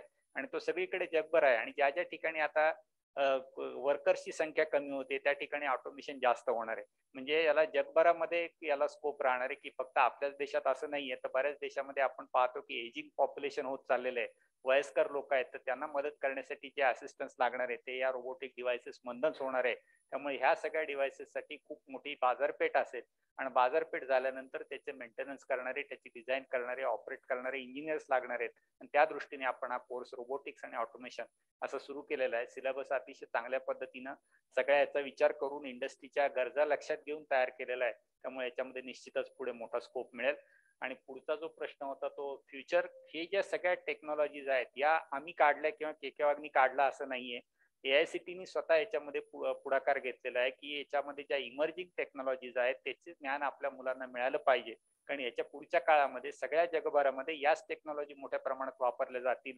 आणि आज काय होतंय की प्रत्येक जण म्हणजे कॉम्प्युटर केलेला किंवा मेकॅनिकल केलेला हा छोटा नंतर 6 महिन्याचा वर्षाचा कोर्स करून त्या क्षेत्रामध्ये जातोय. मग तो जाण्याच्या ऐवजी त्याला जर डिग्रीमध्येच हा पूर्णपणे त्याचा बेस क्लिअर झाला आणि त्याला ही टेक्नॉलॉजी कळली तर त्याला लवकर त्याचं ऍप्लिकेशन करता येईल किंवा जॉब ऑपॉर्च्युनिटी मिळू शकतील. या दृष्टीने या फ्युचरिस्टिक टेक्नॉलॉजी या अंडर ग्रॅज्युएट मध्ये आता आणलेल्या आहेत आणि या देश पातळीवर आणलेल्या आहेत, AICTE आणलेल्या आहेत. आणि त्यांनी खूप विचार करून अनेक तज्ञांच्याकडनं त्याचा विचार घेऊन या टेक्नॉलॉजी आणलेल्या आहेत. तेव्हा निश्चितच या फ्युचरिस्टिक टेक्नॉलॉजीला खूप ऑपॉर्च्युनिटीज या पुढच्या काळामध्ये मिळणार आहेत. आणि आपला प्रयत्न असा राहणार आहे की या ऍप्लिकेशन करण्यासाठी हे मुलं आतापासून तयार होतील. तर या दृष्टीने या टेक्नॉलॉजीज आणलेल्या आहेत आणि या नव्या पुढच्या काळामध्ये अजून काही नवे कोर्सेस येऊ शकतील आणि त्याच्यामध्ये सुद्धा विद्यार्थी तयार करण्याचं काम हे सगळीकडेच होईल, देश पातळीवरती होईल.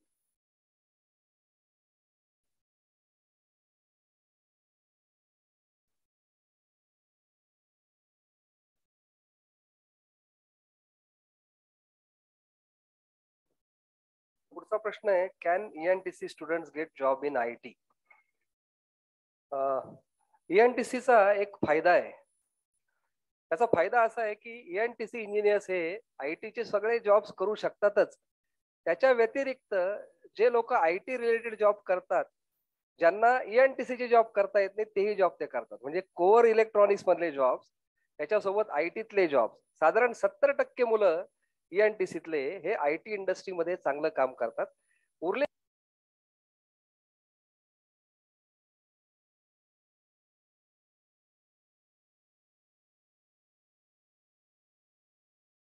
आणि दुसरं म्हणजे इलेक्ट्रॉनिक्सच्या स्पेशल असलेल्या कोअर कंपन्या, या दोन्हीमध्ये तो काम करू शकतो. थोडक्यात सांगायचं म्हणजे जिथे जिथे तुम्हाला कंट्रोल हवा आहे किंवा साने सर जसं म्हणाले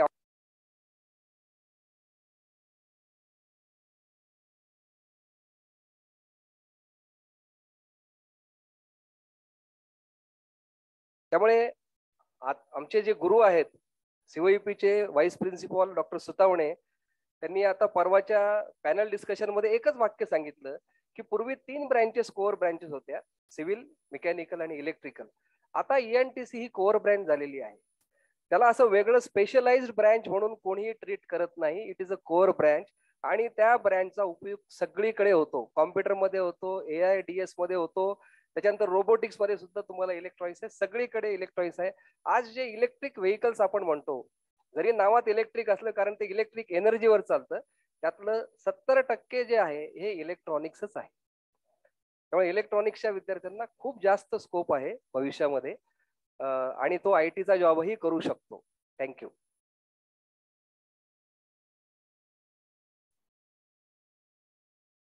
ऑडियन्स मधनं कोणाला प्रश्न विचारायचा असेल तर विचारू शकता.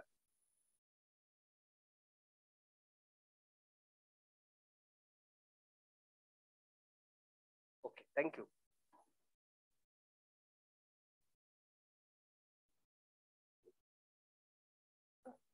अच्छा, या कार्यक्रमातनं नक्कीच आपल्या सर्वांना खूप महत्त्वपूर्ण अशी माहिती मिळाली असेलच आणि किंबहुना आम्ही तो खूप चांगला प्रयत्न केकेवाग शिक्षण संस्थेच्या वतीनं आमच्या मान्यवरांनी या व्यासपीठावर करण्याचा पूर्णपणे प्रयत्न केलेला आहे. यानंतर कार्यक्रमाचा शेवट करताना मला अब्दुल कलामांच्या 2 वाक्य इथे आठवतात आणि त्यानंतर आपण आभार प्रदर्शनाकडे जाणार आहोत. When the knowledge is purposeful, creativity blossoms. When knowledge is purposeful, creativity blossoms, thinking grows, and knowledge has elite economy and nation develops. यानंतर प्रोफेसर अतुल शेवाळे सर आभार प्रदर्शन करतील आणि सरांच्या परवानगीनं या ठिकाणी कार्यक्रमाची सांगता होईल.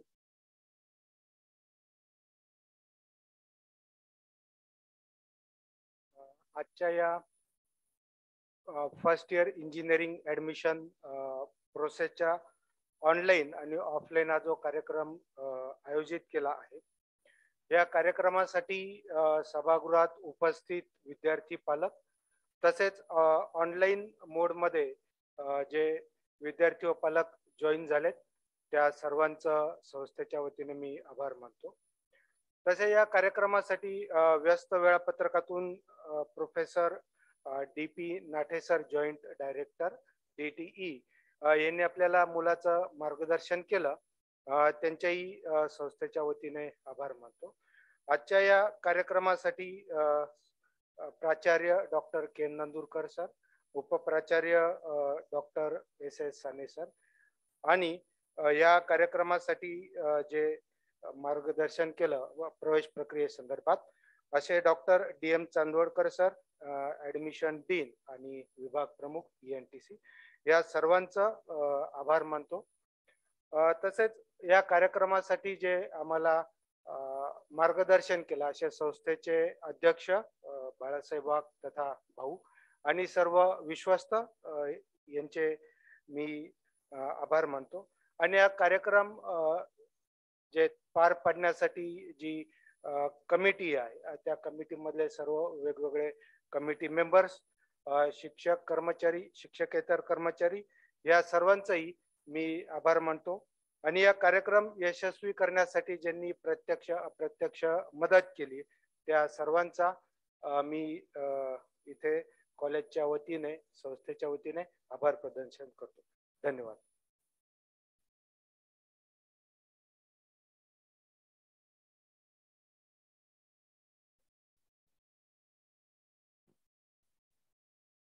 धन्यवाद.